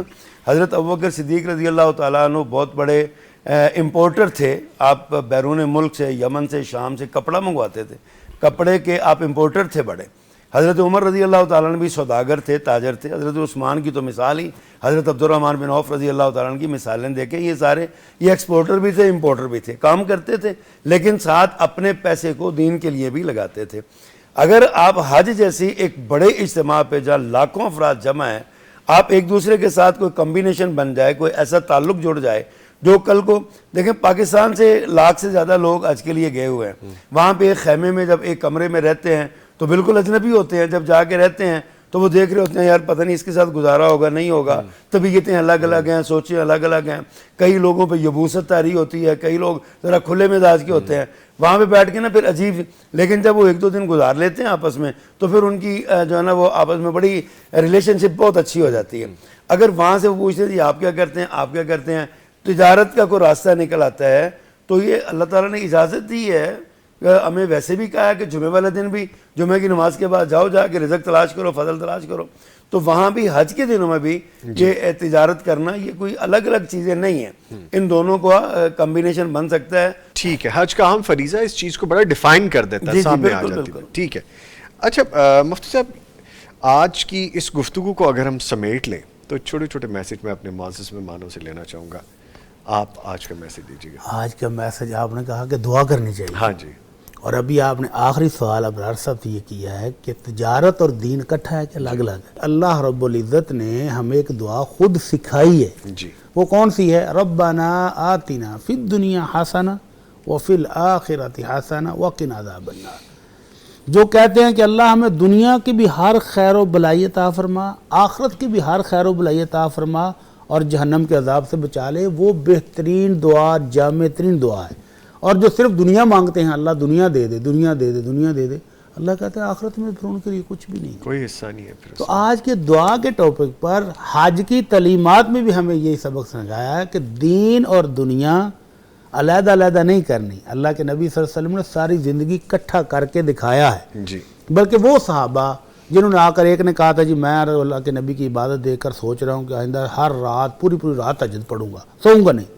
دوسرے نے کہا جی ہر روز روزہ رکھوں گا. تیسرے نے کہا میں شادی نہیں کرنی, یہ بچوں کے مسائل سے تو پھر دین کی خدمت نہیں ہوتی. تو اللہ کے نبی شدید ناراض ہوئے, کھڑے ہو کر خطبہ دیا لوگوں کو جمع کر کے, فرمایا میں اللہ کا نبی تم سب سے زیادہ متقی, پرہیزگار اور اللہ کا سب سے برگزیدہ بندہ ہونے کے باوجود رات کو سوتا بھی ہوں اور عبادت بھی کرتا ہوں, دن کو روزہ رکھتا بھی ہوں, دن کو روزہ چھوڑتا بھی ہوں کبھی کبھی, اور اپنے بیوی بچوں کے مسائل بھی حل کرتا ہوں. تو میری سنت یہی ہے کہ دین اور دنیا کٹھا چلے گا. فمن رغب عن سنتی فلیس منی, جس نے میری اس سنت سے اعراض کیا وہ ہم سے نہیں. ٹھیک ہے. Beautiful message. سر پلیز آپ میسج دیجیے گا. ابھی کچھ دیر پہلے مفتی صاحب بھی اور ابرار صاحب بھی ذکر کر رہے تھے کہ بعض لوگوں کا ایمان بہت ہوتا ہے کہ وہ جو ان کے ذہن میں ہوتا ہے کہ جو ہم جو مانگے گا وہ مل جائے گا. تو مجھے اس سے ایک واقعہ یاد آ رہا ہے, شہاب نامہ میں شاید آپ نے بھی پڑھا ہو کہ قدرت اللہ شہاب جب حج پہ گئے تو ان کے خیمے میں یا گروپ میں ایک دیہاتی ماں بیٹا اور اس کی ماں تھی, پنجاب کے تھے. جی. اب ظاہر ہے وہ کوئی ساس اور بہو میں کچھ روایتی کچھ اختلاف تھا تو واپس وہاں بھی ان کی لڑائی ہو جاتی تھی. وہ جب بہو بیچاری ظاہر سادے لوگ تھے, جب وہ ساس کے تانوں سے لڑائی سے ذرا تنگ آتی تھی, اگرچہ وہاں لڑائی نہیں کرنی چاہیے, لیکن میں جو واقعہ بتا رہا ہوں وہ ہے تھا ان کے اعتقاد کا. جب وہ بہت زیادہ تنگ آتی تھی تو وہ تنگ آ کر اپنی ساس کہتی تھی کہ میں اللہ کو دعا کرن چلی ہوں. خانہ کعبہ جا رہی ہوں میں. تو ساس وہ قرۃ اللہ شہاب لکھتے ہیں کہ ساس باقاعدہ اس کے ترلے کرتی تھی, اس کے منتیں کرتی تھی کہ میں آئندہ تمہیں کچھ نہ کہوں گی, میرے خلاف جا کے خانہ کعبہ میں دعا کر رہا ہوں, مجھے پتہ ہے یہاں قبول ہو جانی ہے. شکایت مطلب کہ ان کا اعتقاد اس قدر مضبوط تھا کہ یہاں مانگی گئی دعا فوراً قبول ہوتی ہے. تو اس قسم کا اعتقاد ہمیں بھی ہونا چاہیے. ٹھیک ہے, ہمیں کم از کم یہ تو نہیں کرنا چاہیے کہ لوگوں کو پہلے تنگ کریں اور پھر بعد میں کہہ کہ میرے خلاف بد دعا نہ کرو, لیکن کم از کم یہ اعتقاد اور یقین ضرور ہونا چاہیے کہ جو میں مانگ رہا ہوں اور جس سے مانگ رہا ہوں وہ سن رہا ہے, سنتا ہے.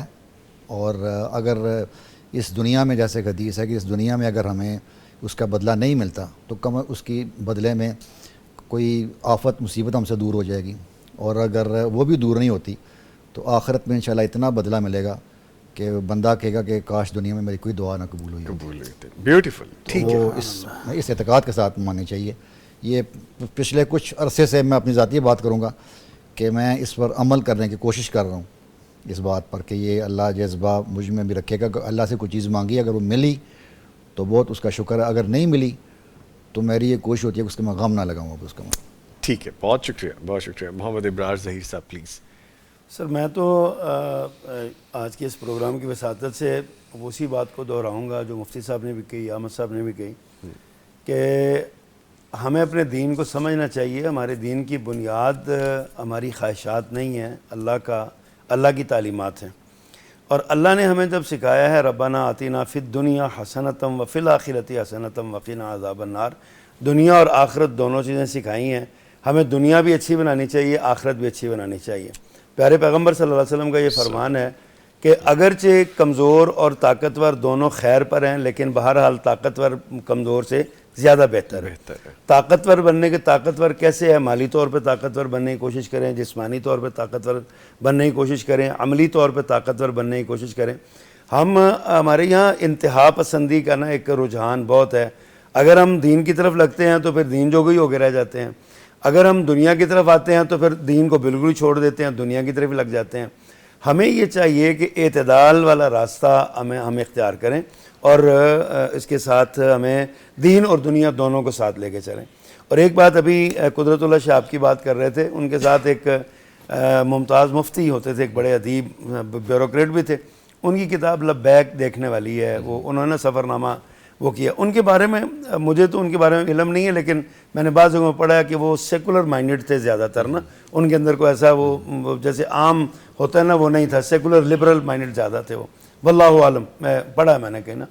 انہوں نے جو سفر نامہ لکھا ہے نا, تو اس پر وہ جب بیت اللہ کے طواف کی کیفیت بیان کرتے ہیں نا, تو مجھے بہت سی میں نے کتابیں پڑھی ہیں الحمدللہ اس حوالے سے, لیکن ایک حضرت علامہ شہید علامہ احسان اللہ ظہیر رحمۃ اللہ علیہ, ان کی کتاب جو سفر نامہ حجاز ہے نا, اس کا نقشہ جو انہوں نے بیت اللہ میں داخل ہونے کا کھینچا ہے وہ مجھے بہت اپیل کرتا ہے. وہ کہتے ہیں کہ میں داخل ہوا تو میں نے بیت اللہ کی اذان سنی, میں داخل ہو رہا تھا تو اذان سنی, تو میں 1400 سال پیچھے چلا گیا کہ میں نے دیکھا کہ اللہ کے نبی صلی اللہ علیہ وسلم نے بلال رضی اللہ تعالیٰ عنہ کو بیت اللہ کی چھت پہ چڑھایا اور کہا بلال اذان دو. تو حضرت بلال جب اللہ اکبر کہتے تھے تو علامہ صاحب لکھتے ہیں کہ مکہ والے کہتے ہیں بلال کیا کہہ رہے ہو؟ کہا اللہ اکبر اللہ. یہ ترجمانی علامہ صاحب نے کی بڑے خوبصورت انداز میں, اللہ اکبر, اللہ بہت بڑا ہے. تمہیں کس نے بتایا؟ اشہدو اللہ الہ الا اللہ, یعنی کہ اللہ کون ہے؟ اللہ کی اشہدو اللہ, میں گواہی دیتا ہوں اللہ واحد ہے. تمہیں کس نے بتایا؟ اشہدو ان محمد رسول اللہ صلی اللہ علیہ وسلم. کیا پیغام ہے؟ حی علی الصلاۃ, ملے گا کیا؟ حی علی الفلاح. یہ اتنی خوبصورت ترجمانی علامہ صاحب نے کی ہے نا, دل میں نقش ہو جاتی ہے. دوسرا ممتاز مفتی صاحب نے جو لکھا ہے نا, وہ کہتے ہیں میں طواف کر رہا تھا, وہ کالا کوٹھا لکھتے ہیں, میں نے کالے کوٹھے کی طرف دیکھا تو مجھے جھجک آئی. مجھے ایسے محسوس ہوا جیسے کالے کوٹھے کی چھت پہ نا کوئی مجھے جھانک رہا ہے اور مجھے کہتا ہے گناہوں کی پٹڑیاں اٹھا کے سر پہ آ گئے ہو. تو میں کہتے ہیں میں نا بس کانی آنکھ کر کے دیکھتا تھا, پھر نظر جھکا لیتا تھا. یقین جانیے جب پہلی بار, دوسری بار, تیسری بار جانے کا اتفاق ہوا نا, تو مجھے تو وہ کالا کوٹھا اور اس کا وہ جملہ دل میں ترازو ہو جاتے ہیں, پیوست ہو جاتے ہیں. تو ایسی ہی کیفیت ہونی چاہیے. ہمیں دین اور دنیا کو ساتھ رکھنا چاہیے, اور اللہ اور اس کے رسول صلی اللہ علیہ وسلم کی جو تعلیمات ہیں ان کے مطابق اپنی زندگی کو سنوارنا چاہیے. اسی میں ہماری کامیابی ہے. ہم دونوں میں سے ایک چھوڑ دیں گے نا, صرف دنیا اپنا لیں تب بھی خائب و خاسر ہیں, صرف دین کی طرف آ جائیں تو دنیا میں ہمارا کوئی وہ نہیں ہوگا. ہمیں طاقتور مومن بننا ہے. ٹھیک ہے, بہت شکریہ جی. اس کے ساتھ ہی میں اپنے معزز مہمانوں کا شکریہ ادا کروں گا. ہمارے ساتھ محمد ابرار ظہیر صاحب موجود رہے. سر آپ کی تشریف آوری کا شکریہ, تھینک یو ویری مچ. اور موجود رہے عصمت اللہ چینا صاحب, سر آپ کہنے کا شکریہ. Special thanks to Ahmed Sajid Mir صاحب, sir thank you very much, آپ تشریف رہے آل دا وے ٹریول کر کے. اور موجود رہے ڈاکٹر مفتی مولانا محمد اشرف بھٹی صاحب, سر آپ کا بھی بہت شکریہ, جزاک اللہ خیر, تھینک یو ویری مچ. لیکن جس کے ساتھ ہی ٹرانسمیشن اپنے اختتام کو پہنچتی ہے, دعاؤں میں یاد رکھیے, جو بتایا گیا عمل کرنے کی کوشش کیجیے. انشاءاللہ کل پھر ملاقات ہوگی, تب تک کے لیے اللہ حافظ. لبیک اللہم لبیک, حرم کی مقدس فضاؤں میں گم ہوں میں, جنت کی ٹھنڈی ہواؤں میں گم ہوں. حرم کی مقدس فضاؤں میں گم ہوں میں, جنت کی ٹھنڈی ہواؤں